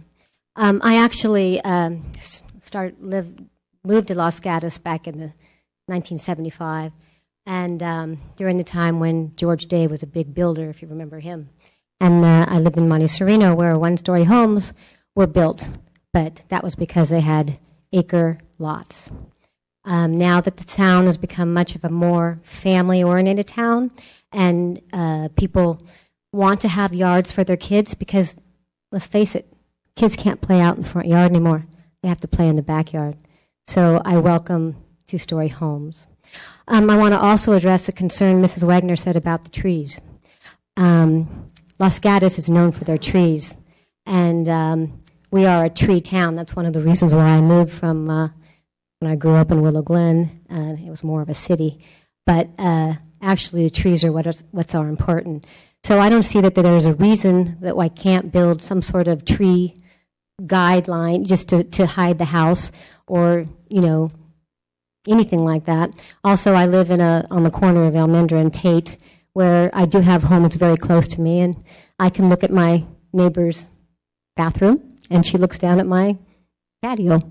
And you kind of get used to that. I do have shades that I put down when I want to have privacy. But again, I want to thank the Town Council for making our town so beautiful. Thank you. Thank you. I have no other cards. So I'm now going to bring the appellant up for 5 minutes, the appellant team.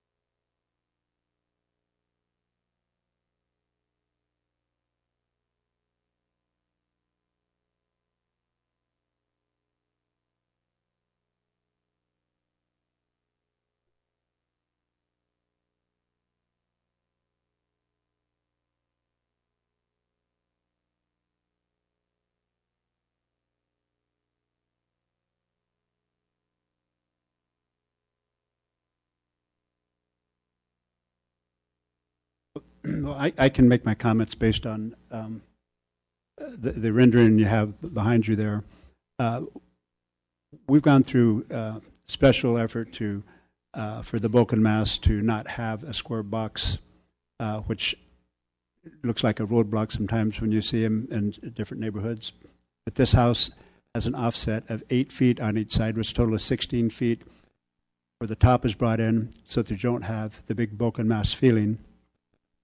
And contrary to what the neighbor Wagner said, we actually like screening and landscaping. We like it in the whole neighborhood. And she says she doesn't think it's going to make a difference. However, as you've seen the house next door, you can't even see the house. They have so much around theirs. So landscape screening does make a difference, and we are, as we show in our drawing, doing that to help the screening of the house itself, because that is the politically correct thing to do, and we want to do that. It makes a difference when you're looking at a two-story home. And one of the pictures that were shown of this house was from her garage and not from the side of the house that actually faces this house. I don't know how that happened, but and the story poles that were articulated that aren't really our story poles don't take in the fact that the house was reduced in height, which it's now lower than the house next to us. But I'm thankful that people came and supported what we have, because I think we have a nice project that will be an asset to our town and to this community, and I look forward to the council seeing it that way. Thank you. Questions? Hold on. A question from Mr. Leonardis. Mr. Harris, there were some concerns raised about the size of the garage, it being 900 square feet. A lot of folks have talked about the size of the home, the two-story home. Nobody's really raised the question about the size of the garage, although there was one speaker that mentioned there was a two-car garage asked by one of the council members. So I just wanted you to comment on why you chose to put, 900 and something square foot garage. It's a 4-car garage. It's a double, 2 deep. Is that what it is? Or yes, it's not 4 cars wide. It's 4 cars deep. So from the front, it looks like a 2-car garage. But you have the ability to put your boat in there, or a recreational vehicle or something of that nature that you wouldn't have in a normal 2-car garage. So are you saying you'll have a taller door to accommodate that, or is it something that it will fit in a normal height of a garage door? Normal height of the garage. All right, thank you. Mm-hmm. Other questions? Seeing none, thank you. I will now close the public testimony portion of our hearing and look to the council for discussion, questions of staff, or motion.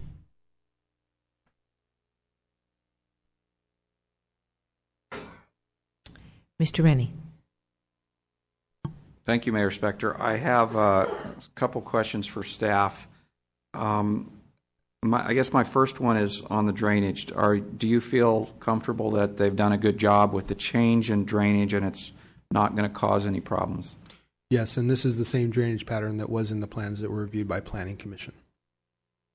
And so it still dumps some water on the street. Can the street take that much water? As with any of these types of facilities, that's an extreme event, and so there's always overland release.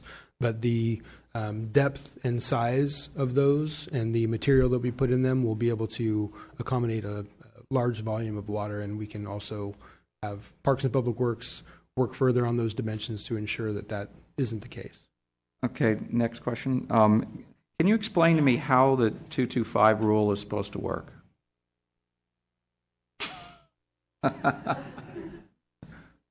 I can. So there is a 225, I'm not sure rule is the appropriate phrase, but there is a 225 item in the residential design guidelines which speaks to what properties constitute the immediate neighborhood.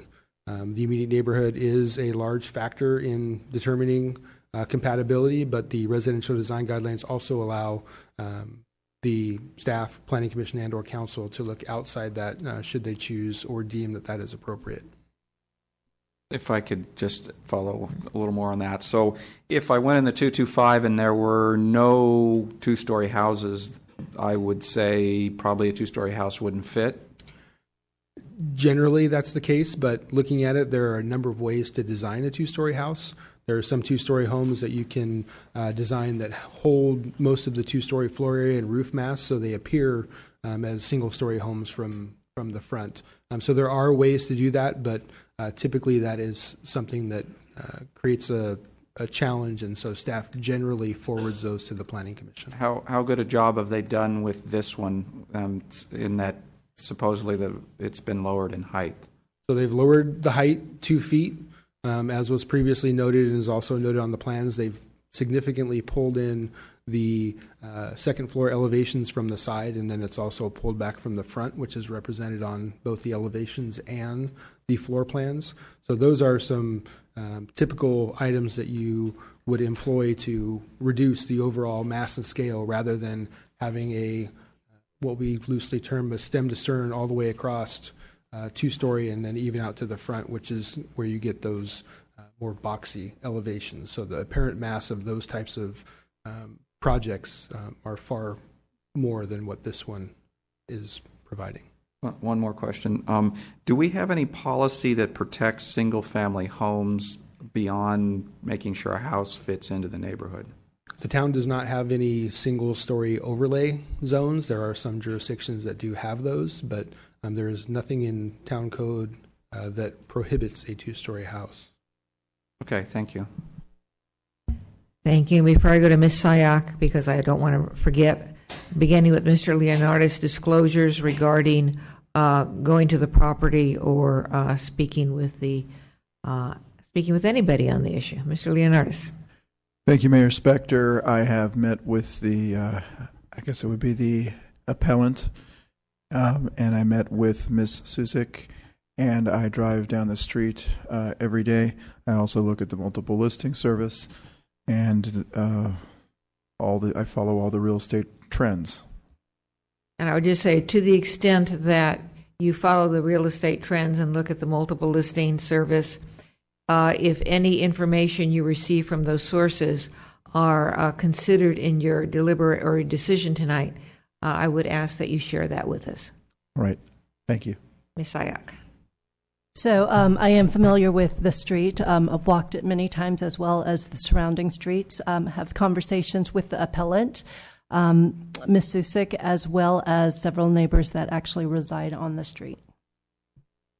Thank you. I have driven and walked the neighborhood and specifically went back and forth on the street on which the home is proposed.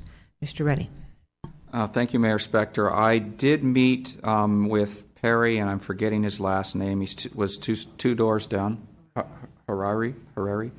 I did meet with him. I wouldn't say I got any information different than what we've seen here tonight. I met with the applicant also one time, and I actually went back and 3 separate times drove that street, and I drove La Chiquinta and Shady View Lane. At 3 separate times, I drove once and looked and thought about it, went back, and then went back again. Neighbors probably think I'm casing the joint. Ms. Jensen. I'm very familiar with the neighborhood with particular respect to this project. I've driven it to look at for this project. I also met with the applicant/appellants and Mr. Hariri. Okay, Ms. Sayak, it was up to you. All right. Okay. We'll skip Ms. Jensen. Yeah, I'm sorry, I can't resist. But as a member of, way back when, the General Plan Committee, I actually worked on these residential design guidelines and walked neighborhoods and was impressed by how eclectic they all are. The residential design guidelines are an 83-page document. On page 11, on one tiny corner, there's a chart, and it has pictures of boxes that are representing houses, and some of them are black and some of them are clear. And it is an illustrative chart. From that tiny chart on page 11, many people say that there is a, quote, 252 rule. I would say there is not a 252 rule, just as there is not a rule of reflectivity in the hillside that's based upon the number on a paint can that comports with that, which we heard happened earlier. So what happens is, unfortunately, things that are lengthy and people spend a lot of time on devolve into a particular tiny little thing that's easy to mathematically or otherwise understand. So there is no 252 rule. There's an illustrative chart that helps you decide how your house fits into the neighborhood or doesn't fit into a neighborhood, because the intent of the guidelines is to give everyone guidance about how you make a house compatible with its neighborhood. One of the ways to look at that is looking at houses next to you and houses in front of you and behind you. And it actually came about for when people were putting up two-story additions to their houses. There was a process whereby you had to go to those neighbors, and if somebody objected, then you went to DRC or the Planning Commission. If they didn't, you got to do it. So that kind of schematic evolved into these residential design guidelines, and everybody walked all these neighborhoods and figured that out. But essentially the rule is you have to fit in. And so the question is, well, if you look at the guidelines, how do you fit in? But there is no 252 rule, at least in my mind. So the question really is, are you compatible? That's my explanation of that, quote, rule, unquote. Further discussion, motion. Mr. Rennie. Thank you, Mayor Spector. I'll just make a few comments. I'm not ready for a motion. So I would say in driving my 3 times, I really did feel like the neighborhood had 2-story houses. This didn't feel like a 1-story neighborhood, because you don't get very far away before you get down the street. You get to 2 stories.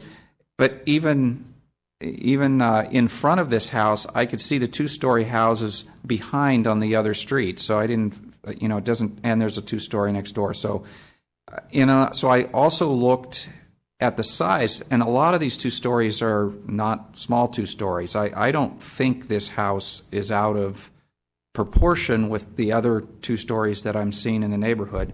And the neighbor next door thinks that it's out of scale, and it seems to be slightly bigger than theirs with their garage. They're 4,057, and this one with the garage is 4,411. So, to me, that's not that far apart to really be that out of proportion in scale.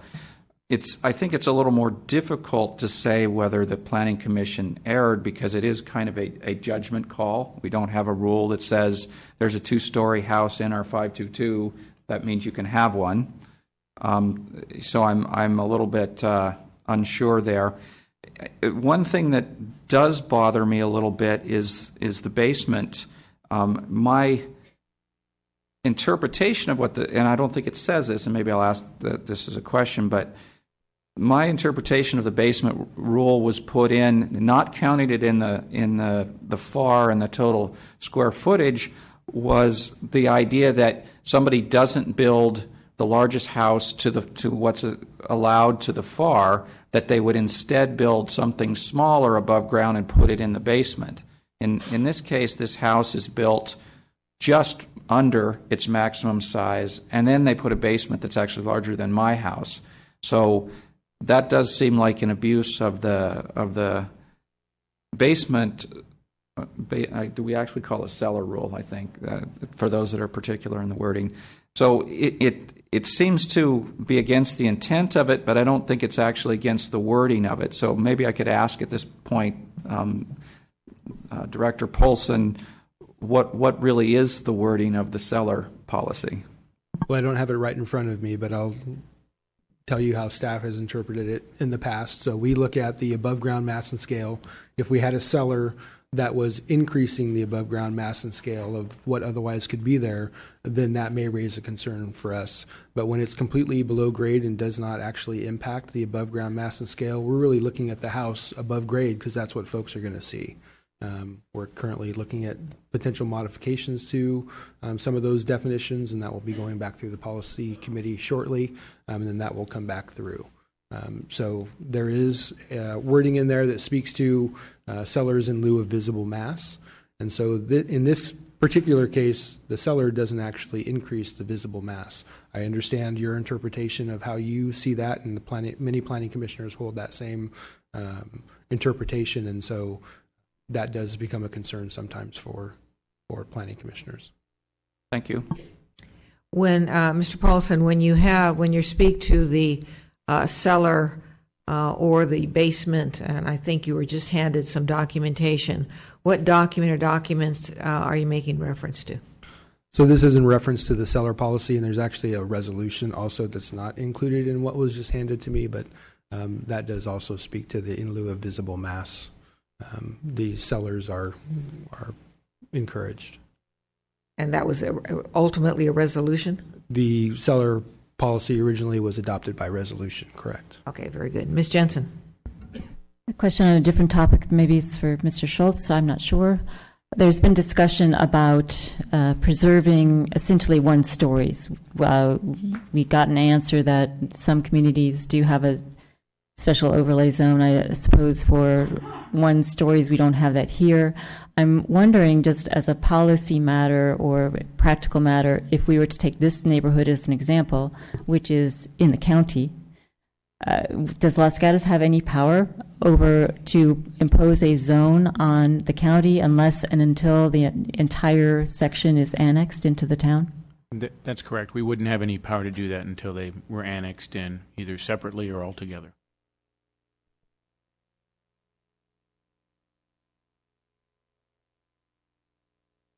Vice Mayor? Okay, I'll share some comments and then I'll see if I can craft a motion. A couple, just in general, this is an appeal of a planning commission denial. And for us to review it, there are 3 areas that we need to look. We need to look at whether or not the planning commission made an error. There was testimony that they had because of the 252 guideline. And so let me speak to that real quick. There was a lot of discussion on the Planning Commission about whether or not two-story was allowed. There was a lot of discussion of which houses do you incorporate it. Because this is a pocket that includes both county and town, this is one of those messy cases where you really do have to look at on an individual basis. I think we've had many homes in this area, Englewood, Shady View, Hilo, that have had these ambiguity and that have come to council because of that. I don't think it's correct to ignore the house on the left that is a two-story. Whether or not it was county, whether or not it's shaded behind landscaping, it's there. And you include that in your determination of what your neighborhood is. You look at the street itself. I think for me, what's the most compelling is Hilo is a heavily used street. And that is, I think there is merit to the fact that people want to have a backyard so that their children are safe. We've had several cases before us prior to tonight, not specific to this home, but about Hilo and just the heavy usage of car traffic. And so I think that's a factor that wasn't necessarily discussed when the Planning Commission looked at this, but I think is also a factor that has to be weighed when looking at this home. I understand the appeal. I understand the reasoning behind wanting to look at preserving some one-story homes, looking at preserving of scale and harmony. But I look at this street and I don't necessarily see that it's, for example, a Surrey Farms, where you walk in and immediately it's all one-story ranch homes. I see a transitional neighborhood. The fact that it's county, sure, it plays heavily into it, but it's something that we can't ignore. So I'm, grappling with, is it a policy issue, the third issue that we look at when we look at the Planning Commission? Is it error abuse? I'm still not sure on what basis to look at this appeal, but I do think the fact that this home is 26 feet, the home next to it is taller, the home next to it is 3,500 square foot. This is similar. Sure, it's a 4-car garage, not 2. But if you look at numerically, there are reasons that you can say objectively it matches the neighborhood. And then you get into the subjective of whether or not the two-story, the architecture fits in. And I think we've heard testimony tonight. The applicant has tried. Landscaping is going to be included. I think those are other mitigating factors that we need to look at to see if the neighbors have tried to come to resolution. So at this time, I'm in favor of approving the project. I look to my fellow council members on what basis, though, do we look at it considering it's an appeal? Further discussion? Ms. Jensen. I'll just throw in that we can only look at, when we're looking something at an appeal, we can look at three things. One, was there an error or abuse of the Planning Commission in making its decision? Two, is there new information that was not readily available at the time of the meeting? That's not the case here. So I don't think there's any question about that. Error or abuse can tend to be, as the Vice Mayor pointed out, a subjective determination unless somebody's got something completely wrong. Oftentimes it devolves into, well, it must be error because you didn't do what I wanted, which isn't the same as an error. It's just a disagreement. The third thing is that there is an issue or policy over which the Commission did not have discretion to modify or address, but which is vested in the Council for modification or decision. And so I would respond to the Vice Mayor that perhaps it's a combination of not an error or abuse of discretion so much because that's subjective as to whether or not it fits in, and that's why we have an 83-page document for you to be able to decide whether something fits into the neighborhood or not, and certainly different people have different ideas. But it's definitely a question of, to my mind, policy, because we've gotten these appeals in unincorporated county areas where we're annexing property, and the question is, how do you assess it? Do you look at it as though it is a part of the town and apply the town rules? Or do you look at it as, well, before everything was getting annexed, something was built that's a lot bigger? Do you look at it as Commissioner O'Donnell was kind of looking at it as, gee, I would like to have one-story neighborhoods in a county pocket? As Mr. Schultz said, we can't do that because we can't impose our own zone on the county unless everything is annexed. So to me, it's sort of a combination issue of a policy issue that the council has to tackle with respect to how do we evaluate these things, and do we want to change the residential guidelines so that we don't have people standing up and saying it's a 252 rule when it's not, or how do we look at it, because we don't want to create a blanket rule that says no 2 stories or all 1 stories or this house is this or this house is that. So we are exercising discretion, and the point is that we need to exercise that fairly.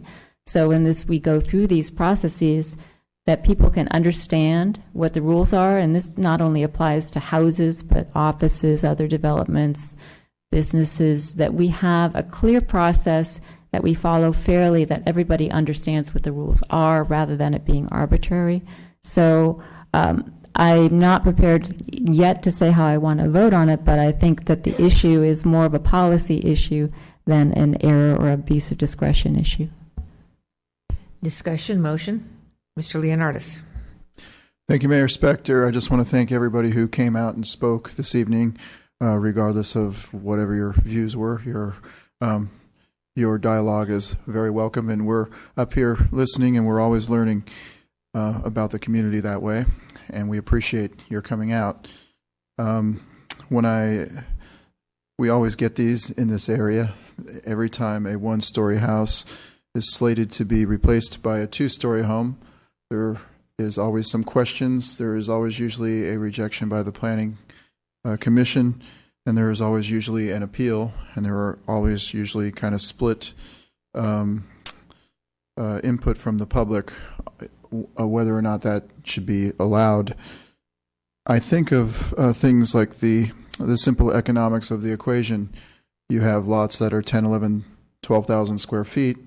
You have homes that are existing that are 1,000 square feet, built 50, 60 years ago. And you have the economic opportunity of somebody wanting to put a much larger home on there, either to make money, or if their goal is to live in it themselves, they would require a larger home, just because people live today a lot differently than they lived 50 or 60 years ago.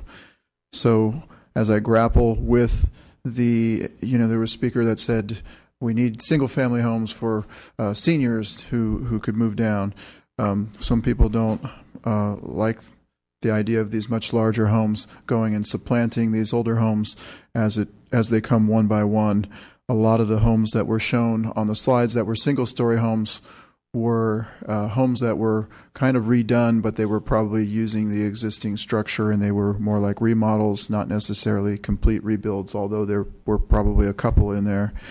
But what people generally do is tear out the little house and put in a big new house.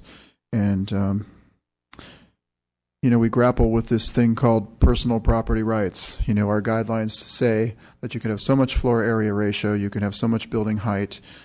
And when you have these big lots, it invites bigger homes. I struggle sometimes with the seller policy because I think when that was originally prepared, and maybe some folks who have been up here or on the Planning Commission in the past can elaborate on this more, but I think the intention of that was to try to bring the mass and scale of the house that shows above ground down to keep the neighborhood scaled nicely so you don't have a colony of McMansions. And I think now it's become, well, the seller's kind of free space underground, and then all the bulk and mass gets put above ground too.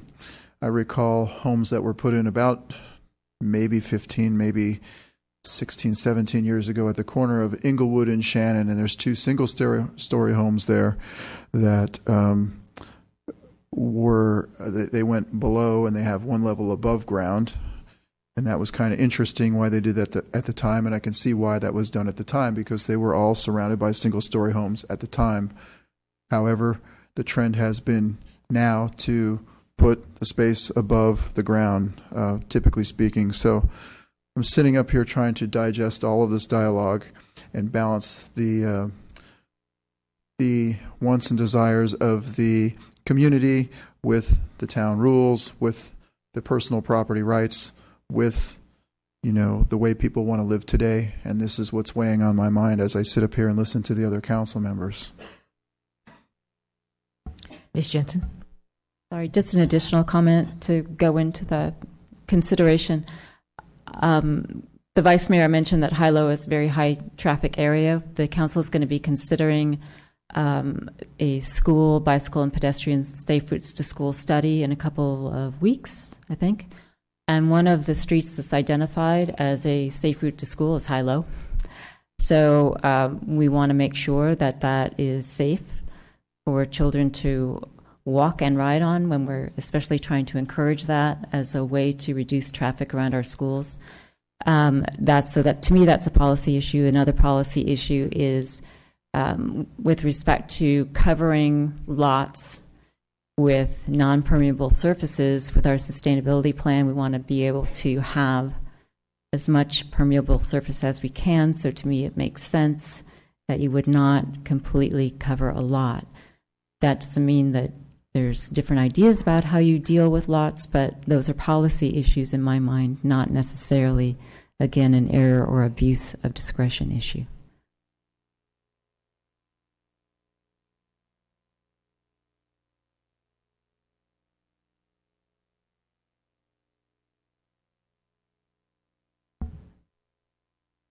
We've become a very quiet council. This is our new mode. Mr. Leonardis? We have a 5-minute break.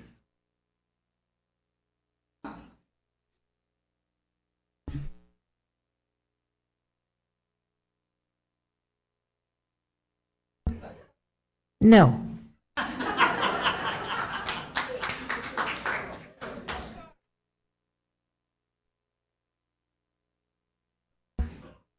Discussion, motion, questions.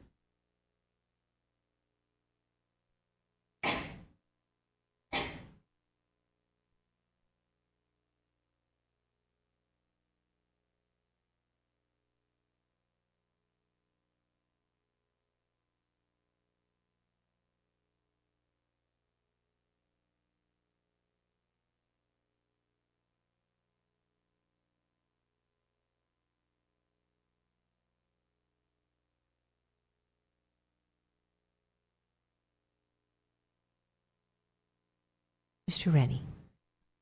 Thank you, Mayor Spector. I'm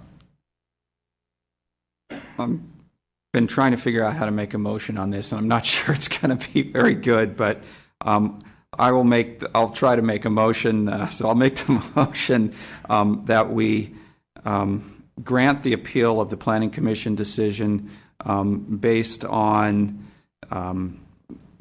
the fact that the policy around the county neighborhoods is not clear.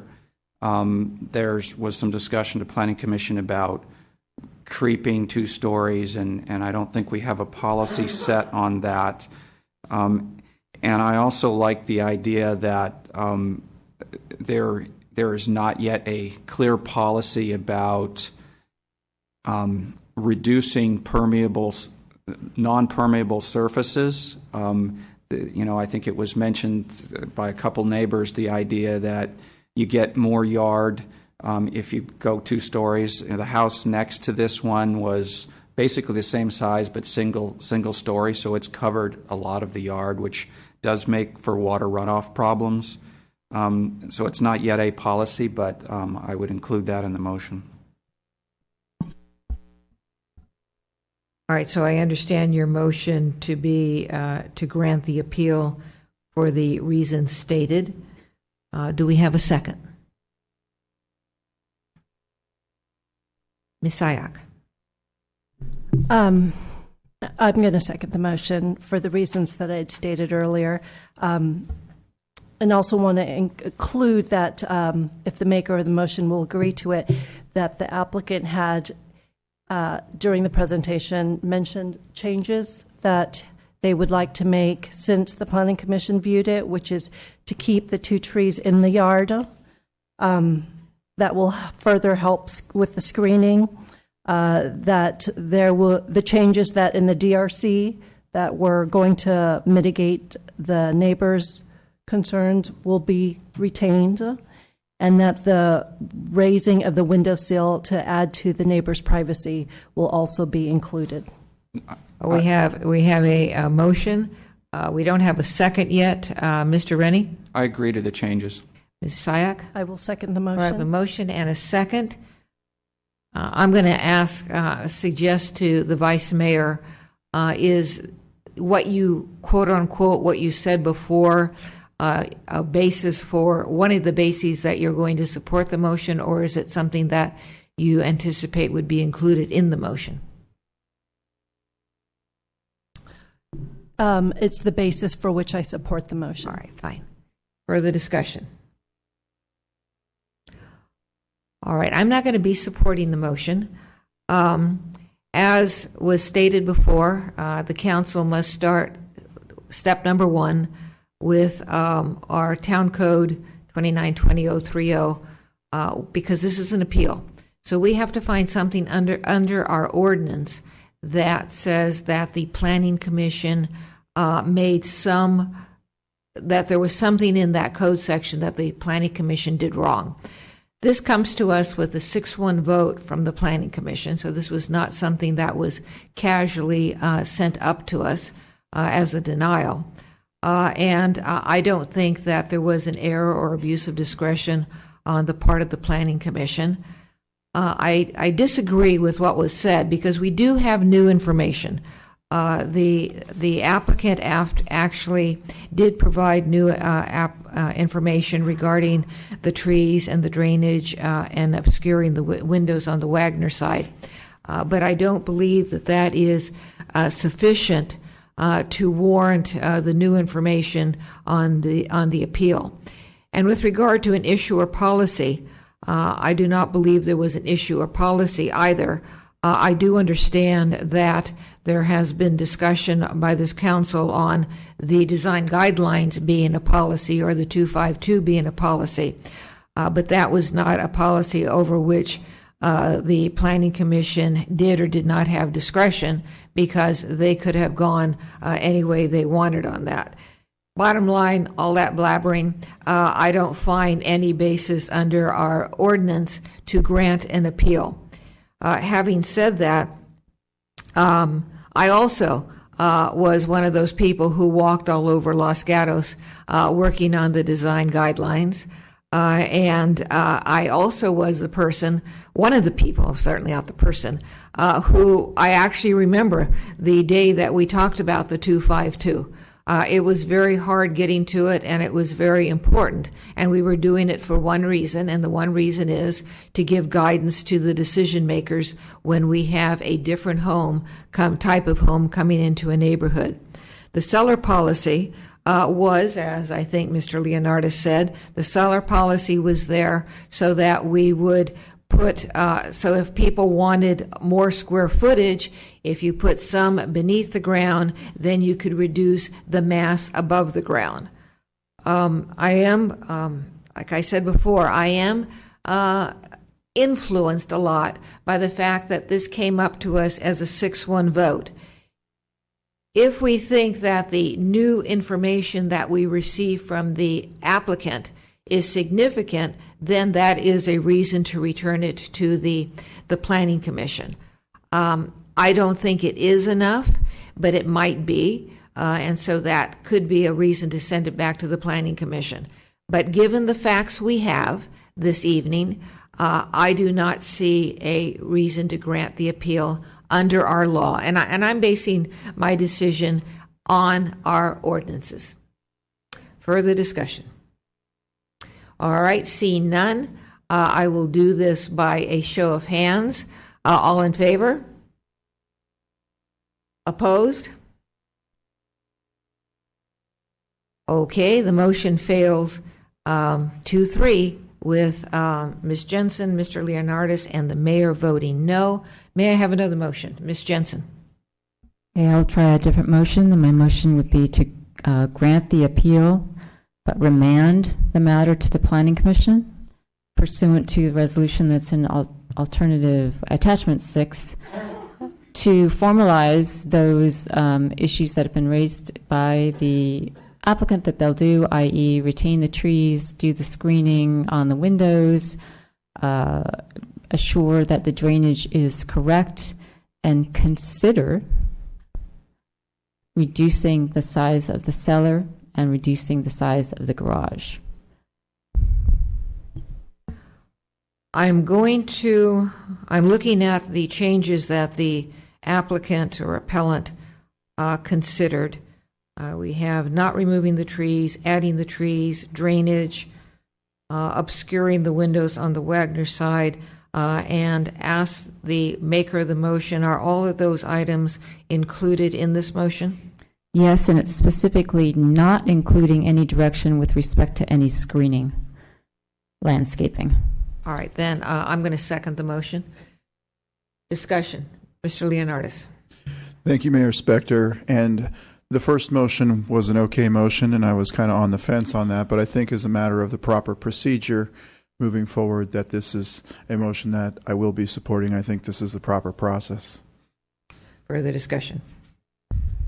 Seeing none, we have a motion on the table. This is basically to send this back to the Planning Commission for the reasons specified in the motion. By a show of hands, all in favor? Aye. By hands, sorry. Okay. Wasn't the only one. The other hand. All right. The motion passes 5-0. And at this point, we have nothing from staff. We have 2 more agenda items. We're going to take a 5-minute break.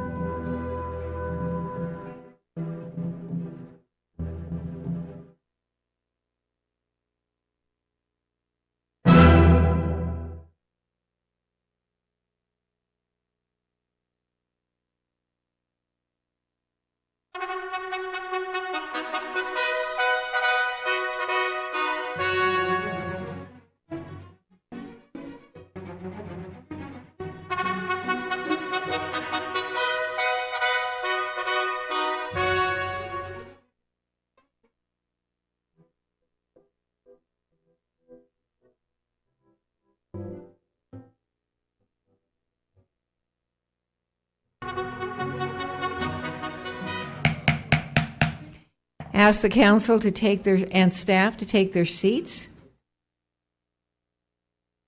Bring the meeting back to order. We are on we're on other business, agenda item 15, authority for exclusive negotiation with Presidio regarding a potential parking garage and residential development. We do have a staff report. Mr. Morley. Thank you very much. Some time ago, the council established an ad hoc committee for downtown for infrastructure and parking. The ad hoc committee is made up of Mayor Spector and Councilmember Rennie. The ad hoc self-selected a priority, and the priority was downtown parking as the initial opportunity, identifying that there were multiple potential solutions or partial solutions to downtown parking. The one that rose to the top was a potential parking garage in the downtown area, and the location, just to refresh our minds, is on Main Street, west of Santa Cruz Avenue. It incorporates 3 parking areas that are town-owned, split a little bit by Victory Lane. The blue parking area, the area outlined in blue, was purchased with low-income housing dollars from the redevelopment agency and still retains that obligation. The yellow is our parking areas that are and have been parking for a long length of time.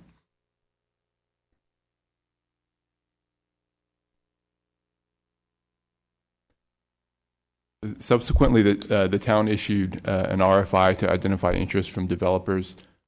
And we received 2 proposals, one from Swenson Builders and one from Presidio Development. Over time, we worked through those proposals to try and identify what would be a potential parking garage and what would balance it to meet the below-market housing requirements on the RDA purchase lot.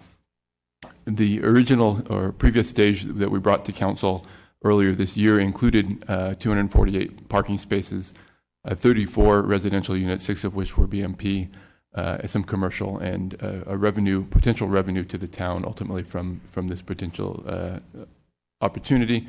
And the council provided some input to this initial stage.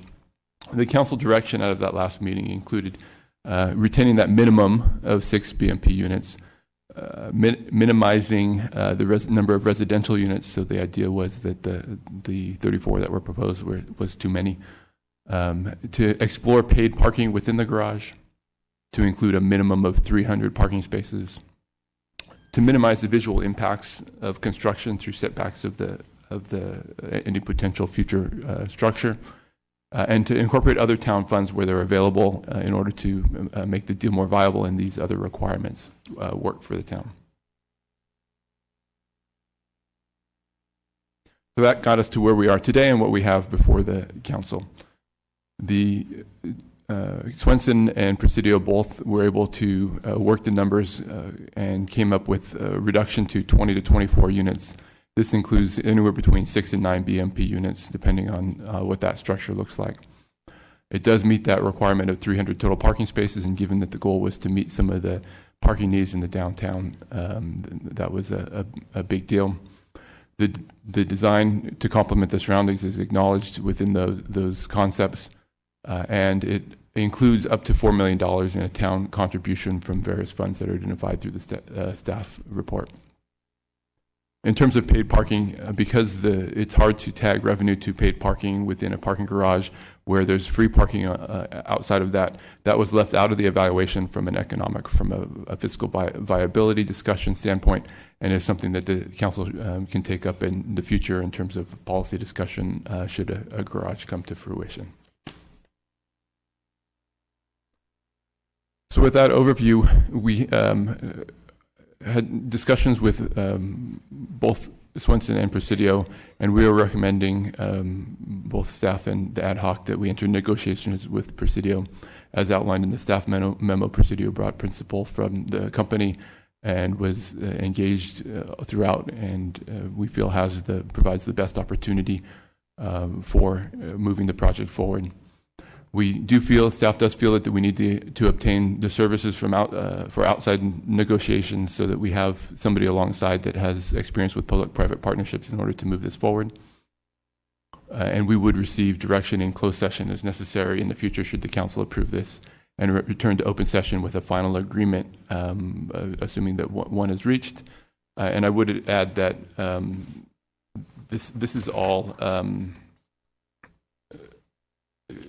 talking up towards an agreement with a potential developer, and not at all on any potential structure or what a structure would look like, and that any potential future structure would come back through the development process and be evaluated in at that stage completely separately from this effort.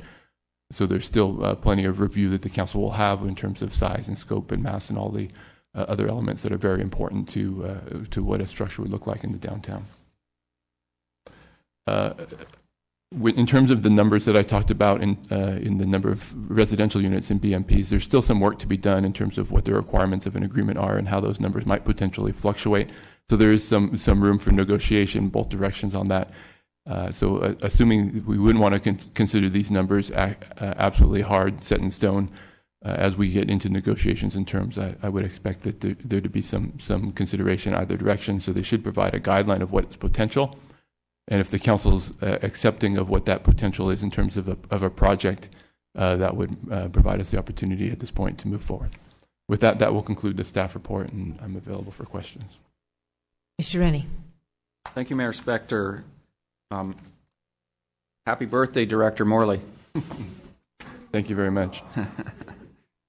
So my question was, you gave us two options where you said 20 units with 6 BMP or 24 units with 9 BMP. So that implies to me that if we add one market rate, we got 3 BMPs. So one market rate will finance 3 BMPs. That doesn't sound right to me. Yeah, and it's not a linear equation. And both Presidio and Swenson are here, and they may be able to talk to this as well if they get an opportunity, and you may want to explore that a little bit with them. But there's a lot of factors, a lot of levers that we've talked about previously that go into the equation. So it's not a 1-for-1 or 1-for-3 relationship all the way through.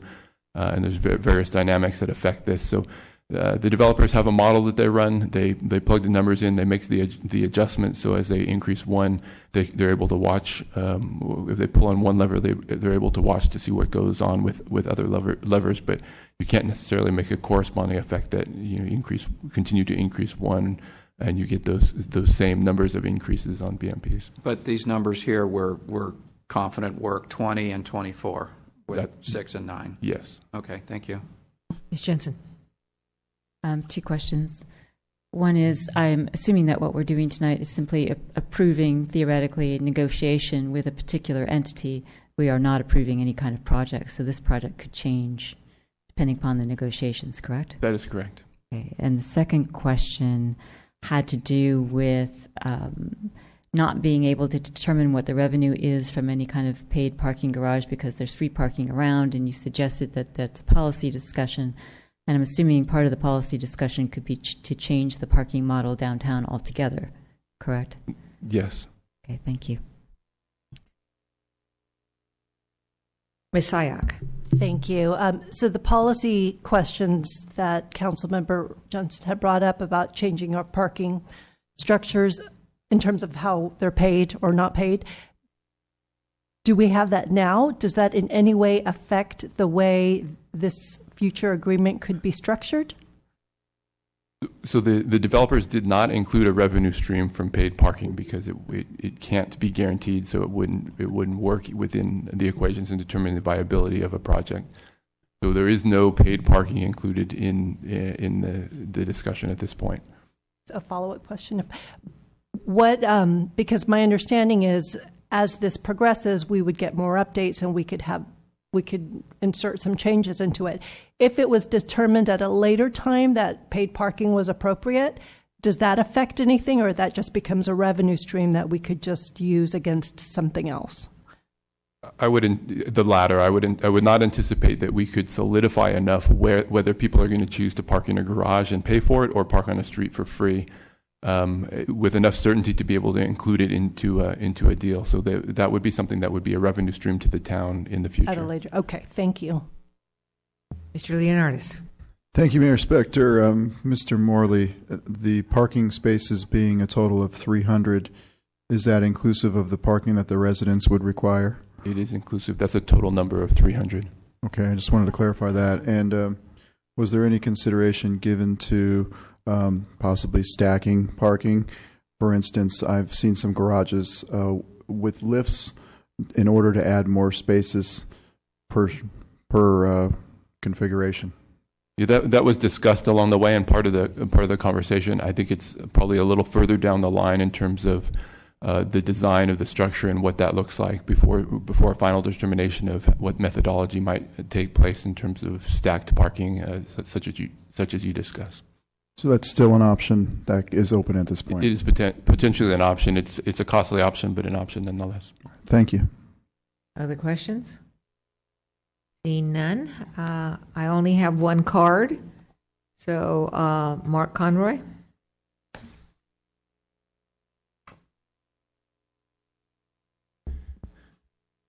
Good evening, members, honorable members of Town Council, town staff, ladies and gentlemen. I'll try to make this quick. My name is Mark Conroy. I'm the president of Presidio Development Partners in San Francisco. Just want to make a few remarks about our firm's qualifications, the project, and the process.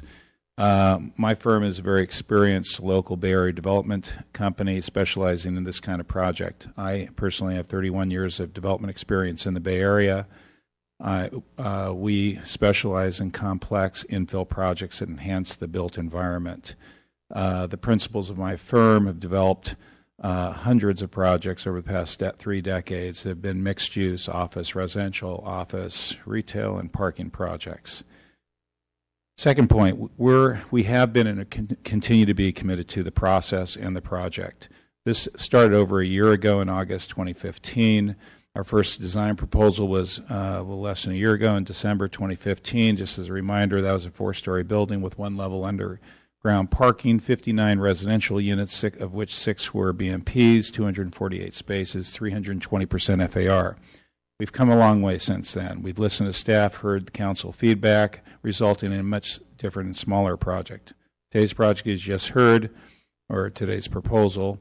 Current proposal is 20 to 24 units, of which 6 or 9 are BMPs and 14 or 15 are market rate units. 3 levels of parking with 1 level residential, 300 parking spaces in total.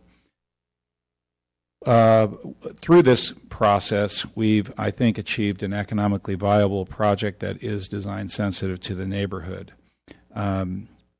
We look forward to moving forward with the process, and we ask you to make a decision tonight without delay. The reasons for not delaying are a number of them, but one is we've been in working on this for over a year. It turned out to be a relatively small project, going from 53 market rate down to 14 or 15 market rate units, which is the economic engine. And it is the rough math is you reduce costs by dropping those 4 units by $2 million, and you lose $2 million in revenue. So it's neutral from an NOI standpoint, even though it does seem a little crazy. But you're just basically killing the economic engine every time you take away a market rate unit. Said differently, it's about $10 million to build a garage and pay for the BMPs. Something's got to fund that besides town subsidy. So again, it's a complex problem with lots of variables, as was mentioned: height, setbacks, massing, FAR, parking garage design, victory lane use, shared parking, deal structure, financing alternatives, name a few. Therefore, we ask you to not delay tonight and select a firm that to work with to achieve an optimal community solution. It will be a time-consuming back-and-forth process moving forward. We appreciate your support. I'm available to answer questions. Thank you. Questions? Mr. Leonardis. Thank you, Mayor Spector. I was just wondering, is the maybe this is all still negotiable, but will the town retain ownership of the garage itself? Yes, it would be a subdivision where the garage would be owned by the town exclusively. And one more. And the town would still retain ownership of the land under the garage. That would not transfer. It would be like a condominium structure, so it's the land is owned just like a condominium project with common ownership of the owners. So one group of owners would be the owners of the market rate or all the residential units. The other owner would be the city and the garage, so they would commonly own the ground. All right, thank you. I see no other questions. Thank you, sir. Thank you. I do have a couple other cards. Cameron Schwab.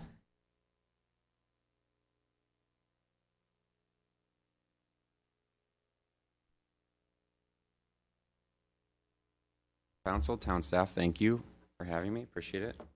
I represent Barry Swenson Builder, the other application that we've been working through this process the past year or so. And I agree with everything that's been stated and have the utmost respect for all groups involved. My one request would be, I guess this is also partially a question, why Swenson was excluded at this point. It's been the competition between our firms that brought it down from 55 units down to 30. And I believe it was myself, Swenson, that was standing before council in March at the town council meeting addressing your questions and putting my cards on the table to help get that number to a number that made sense for the town. So from my standpoint, I guess my question is why did we get excluded? And there were two reasons that were stated in the conclusion about commitment to the project, and I would argue that in this same town council meeting, it was Swenson, it was me who was standing up here answering all the questions to help get to the number that we are at. And then from a principal's perspective, yes, we have a principal here, and I'm not a principal of Swenson, but I mean, even from the first application meeting, we brought our director of architecture, director of development, everyone who would actually be working through this project, and everything that does go on from these meetings. Tomorrow I'll sit down first thing with Kay Swenson, who is the decision maker, to move forward. We are heavily invested in Los Gatos. We're heavily invested in this project. We'd like to see maybe continuing. I feel like we're at this point where we don't have all the details figured out. We haven't been able to express that fully to the staff, the town council, as well as the community. So getting that opportunity to continue with that competitive nature, what we were hoping is maybe an exclusive agreement between both of the parties to continue, in my opinion, a fair way of, or a logical way of moving forward. I'd welcome questions, comments. Thank you. Questions, Mr. Leonardis? Well, just a question for staff to answer the speaker's comments. At this point, nobody's technically excluded, right? We would be sending this out for an RFP, or would we be doing it an RFP based on selecting one approach this evening? So we're asking, or our recommendation this evening is for you to select, our recommendation is for you to select Presidio for exclusive negotiations to move the project forward. So there would be no additional RFP or other process behind it. Mr. Leonardis? Thank you, Mayor Spector. Wouldn't it be prudent to submit an RFP and let both of them respond and see who comes up with the better, more viable economic proposal for the town? So let them compete for it. We did initially an RFI, which is the competitive process behind this particular project, because there are a lot of variables. It quickly moves into a negotiation phase, and that's where we're at this point. We felt it was the right time to make a decision and select one of the companies to move forward with in terms of negotiations, and that's the recommendation that's before you. Thank you. Mr. Morley, when you talk about, I think it would be helpful to clarify if the council agrees with staff's recommendation, what is the next thing that happens, and would that necessarily mean that we would end up with Presidio? I mean, it wouldn't be automatic. We would need to come to terms that would be acceptable to the council in order to reach agreement with Presidio. So we would enter negotiations. That's the part of the presentation where I talked about the closed session negotiation portion, and ultimately an open session approval of an agreement should we be able to come to terms. That's making that assumption that we can come to terms that are acceptable to the council. All right, so before we go on to other questions, do we have any other questions of the speaker who's standing there? Seeing none, thank you, sir. And I have one other card. Angelia Dorner? All right. Anybody else want to address us from the public? I have no other cards. See none, I'm going to close the public testimony portion of this hearing and look to the council for questions motion discussion. Ms. Jensen. It's actually a question through the mayor, if I may, of one or both of, or one of the members of the ad hoc committee, because the staff report indicates that the ad hoc committee is recommending also that we negotiate with Presidio. So I was wondering what the committee members' thinking was on that. Mr. Rennie? Yeah, I was sort of thinking about how I was going to say this. So I guess, as the speaker said, we've been working on this for a year, and initially, Presidio, spent a lot more work on it. So we were definitely more impressed with what we got from Presidio. The gentleman from Swenson, I think, said correctly that the last one, or maybe the last couple inputs were much more thorough from Swenson. I think we just felt that from the beginning, Presidio was committed and Swenson wasn't committed until maybe recently. I don't know, maybe Director Morley can add more to it, but that's kind of the feeling I had. That answered my questions. Well, it's sort of difficult to be on an ad hoc committee and have two faces out there. I think we've been working on this for longer than, I think we started in like February of 2015. So it's been a long time. Both companies have been responsive to Mr. Morley's request. However, it's been my observation that the Presidio has been more detailed and more substantive. And I agreed with staff and Mr. Morley that it's time at this point, I think it feels like 2 years, but to take a definitive path rather than straddle both ways. And I felt as though Presidio, as I said, was more detailed and substantive over the past year and a half. Ms. Jensen. Mayor, entertain a motion? Yes. My motion is that the council accept the recommendation of the staff and the ad hoc committee and authorize the town manager to enter exclusive negotiations with Presidio Development for the development of a downtown mixed-use public parking and residential development. And my motion assumes that if those negotiations are not satisfactory, that we would reopen them for any other bidders. Second. Discussion. Mr. Leonardis. Thank you, Mayor Spector. I would like to add that somehow we net 300 parking places for the public, not just for the public and the residents combined. I think if there's 20 units, there could be conceivably 40 parking places missing, which means we only have 260 available for the public. So I think that, my initial goal was 300 spaces, same size as the Campbell parking garage. And I would like to know if the maker of the motion would consider that, as well as the seconder. So as the maker of the motion, I appreciate the councilman's concern. I think that happens later during the course of the negotiation.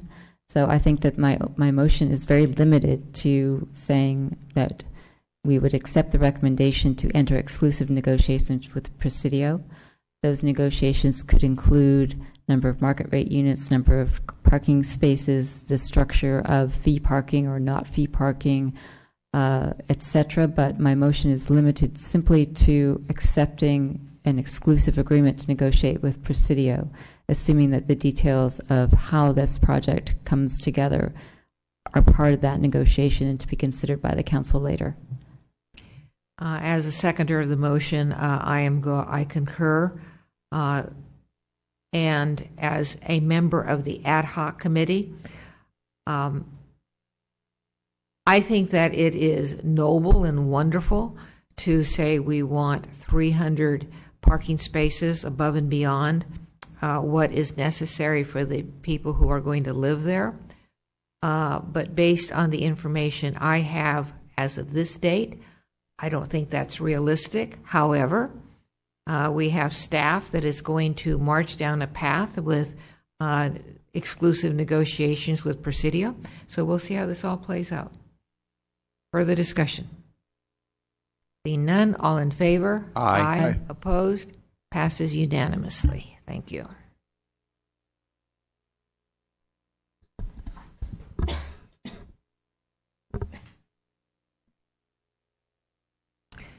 We are on agenda item 16, other business. Consider Council Policy Committee recommendations to amend Council Policy 2-01 entitled Town Council Agenda Format and Rules, and Policy 2-05 entitled Planning Commission Policies and Procedures. Staff report. Good evening, Mayor and Council. I'll be brief with the hour and this being your last agenda item. The policy committee has been working on a number of policies, and this is one of them, which is changes to your agenda format and rules. There's just two changes that they have recommended be made, and those are for the applicant and the appellant's time, which is currently 10 minutes for their presentation and 5 minutes for rebuttal, that those be changed to 5 minutes for their presentation and 3 minutes for rebuttal, and that change would also be made to the Planning Commission rules and regulations. The other change is a change to the telephonic appearance, and that can be found on page 5, which outlines the ability for a council member to telephonically appear. It strongly discourages that from happening, only allows it to happen in a family emergency or other medical, family, or similar emergency situation. And with that, I'll turn it over to council to discuss the two recommended changes and whether they be approved or not. All right, we'll start with questions of staff. Do we have any questions of staff? We do not. I have no cards. Does anyone wish to address us on this item? Seeing no one rushing forward, I will close the public testimony portion of this hearing, and I will look to the council, and I'm going for discussion motion, but I'm going to request that as Mr. Schultz presented it, that we start with the recommendation that we go from 10 minutes, 5 minutes to 5 minutes, 3 minutes. Let's start with that one. Discussion, motion, questions. Mr. Rennie. Thank you, Mayor Spector. I'm a little bit worried about that, and I'm the one that asked the question that got our desk item that talked about what are other cities doing, and we have various different cities listed, and it comes up with, of the 12 here, 7 of them have 10 minutes and one has 15 for the initial discussion. So that's 8 of 12. And when I first heard it, I was, the idea, I was thinking, well, doesn't it depend a little bit on the size of the project? If somebody's doing a single house, I could see maybe 10 minutes too much. What if they're doing a development with 12 units, and there were a lot more things to discuss, and trying to cram it into 5 minutes? I know up here, I want to get as much information as possible. I don't want them to rush through things. Of course, we can ask questions and prolong it, but they need to get to all the things that I would, to remind me to ask questions about. So I've got worries about this change. I have a question of staff. I guess it's Mr. Schultz. And maybe it's in here, and I just don't remember. But what is the rationale for changing from 10.5 to 5.3? The policy committee talked about it quite a bit, and it was those situations when the appeal is not complicated and the time limits of 10 minutes is quite a long period of time for an applicant to be able to speak. And the Planning Commission has also had that. The Planning Commission traditionally always was 5 and 3 minutes, and when we redid the rules a year ago, we made them the same. And from a staff standpoint, we want them to be the same so that there's consistency. So they should be the same. But Planning Commission has gone from the 5 minutes to 10 minutes, which has lengthened their meetings. And so I've heard from them that they'd like to go back to the 5 and 3. You do, in that situation, you're correct. There is the situations, like you said, single-family homes, you don't need the 10 minutes. but you might need those on more complicated projects. For example, in North 40, you might even need more than 10 minutes.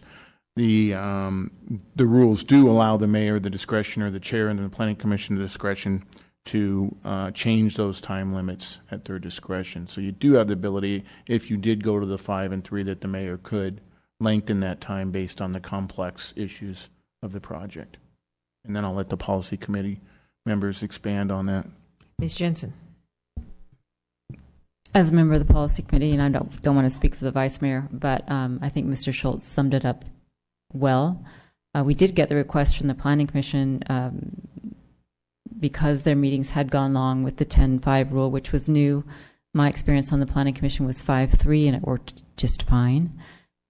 Personally, I think that things expand to take the time allotted, and we had so that when people are given 10 minutes, they take 10 minutes, whether they need it or not.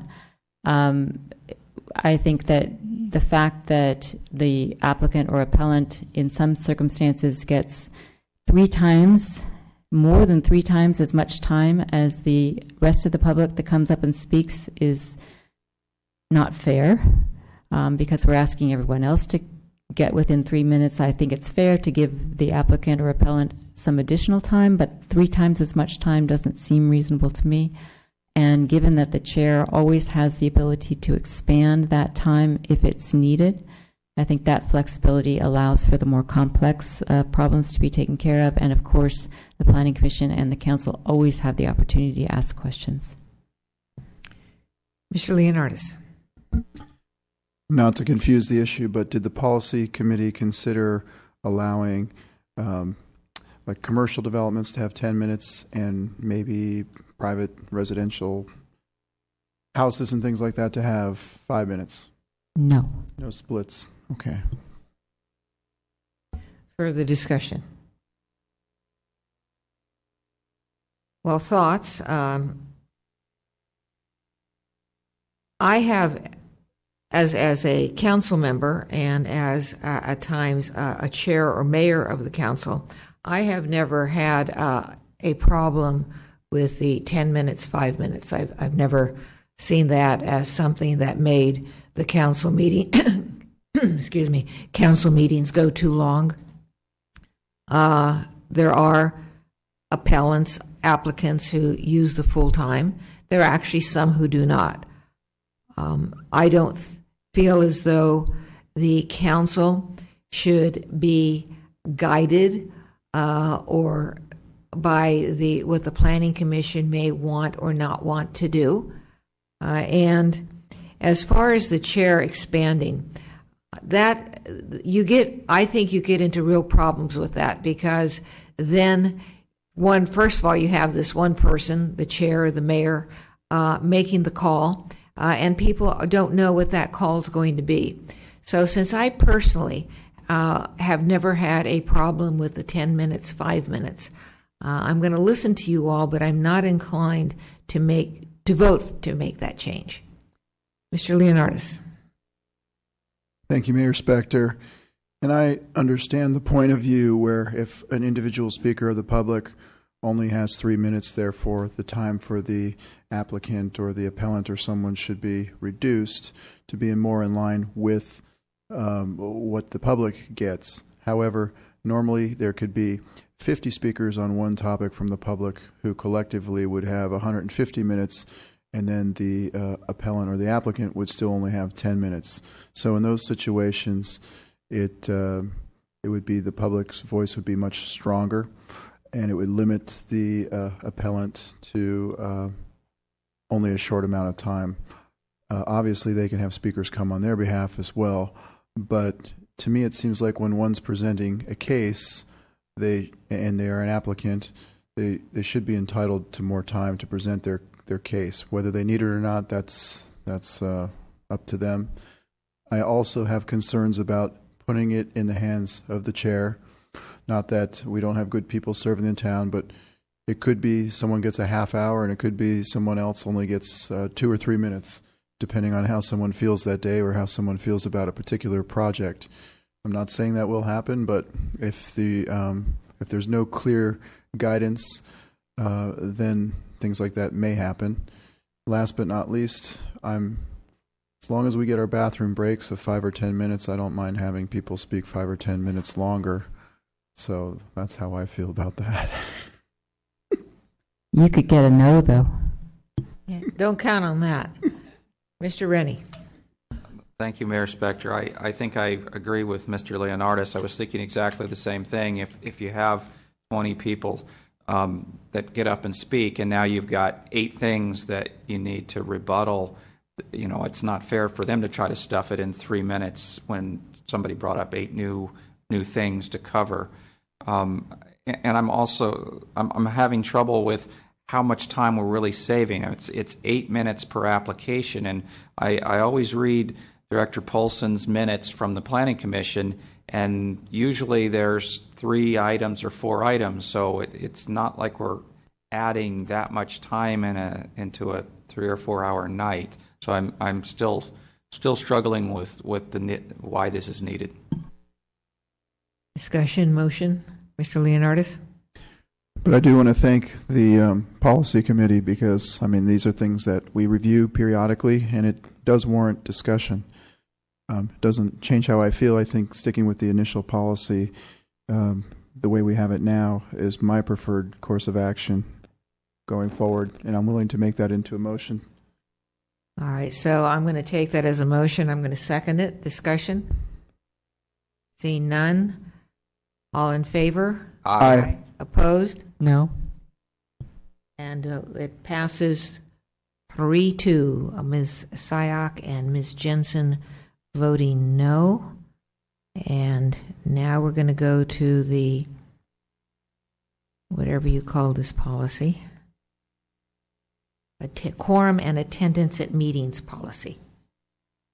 Start with, did you already make your report, Mr. Schultz? Yes, on that issue, that's the attendance at meetings, and that's the telephonic appearance that's available by the Brown Act. You're allowed to do that, but this policy also strongly discourages it and only allows it for family or similar emergency situations. Medical, family, or similar emergencies.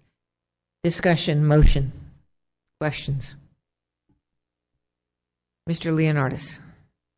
Thank you. I am happy with this particular policy change put forth by the policy committee. I would be willing to make that into a motion, the recommendation. All right, and I'll second that.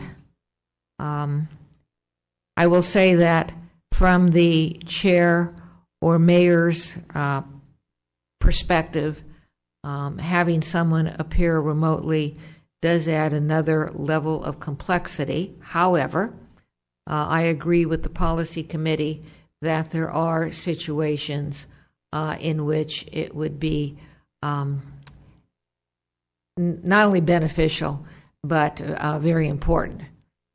Further discussion. Mr. Rennie. Thank you, Mayor Spector.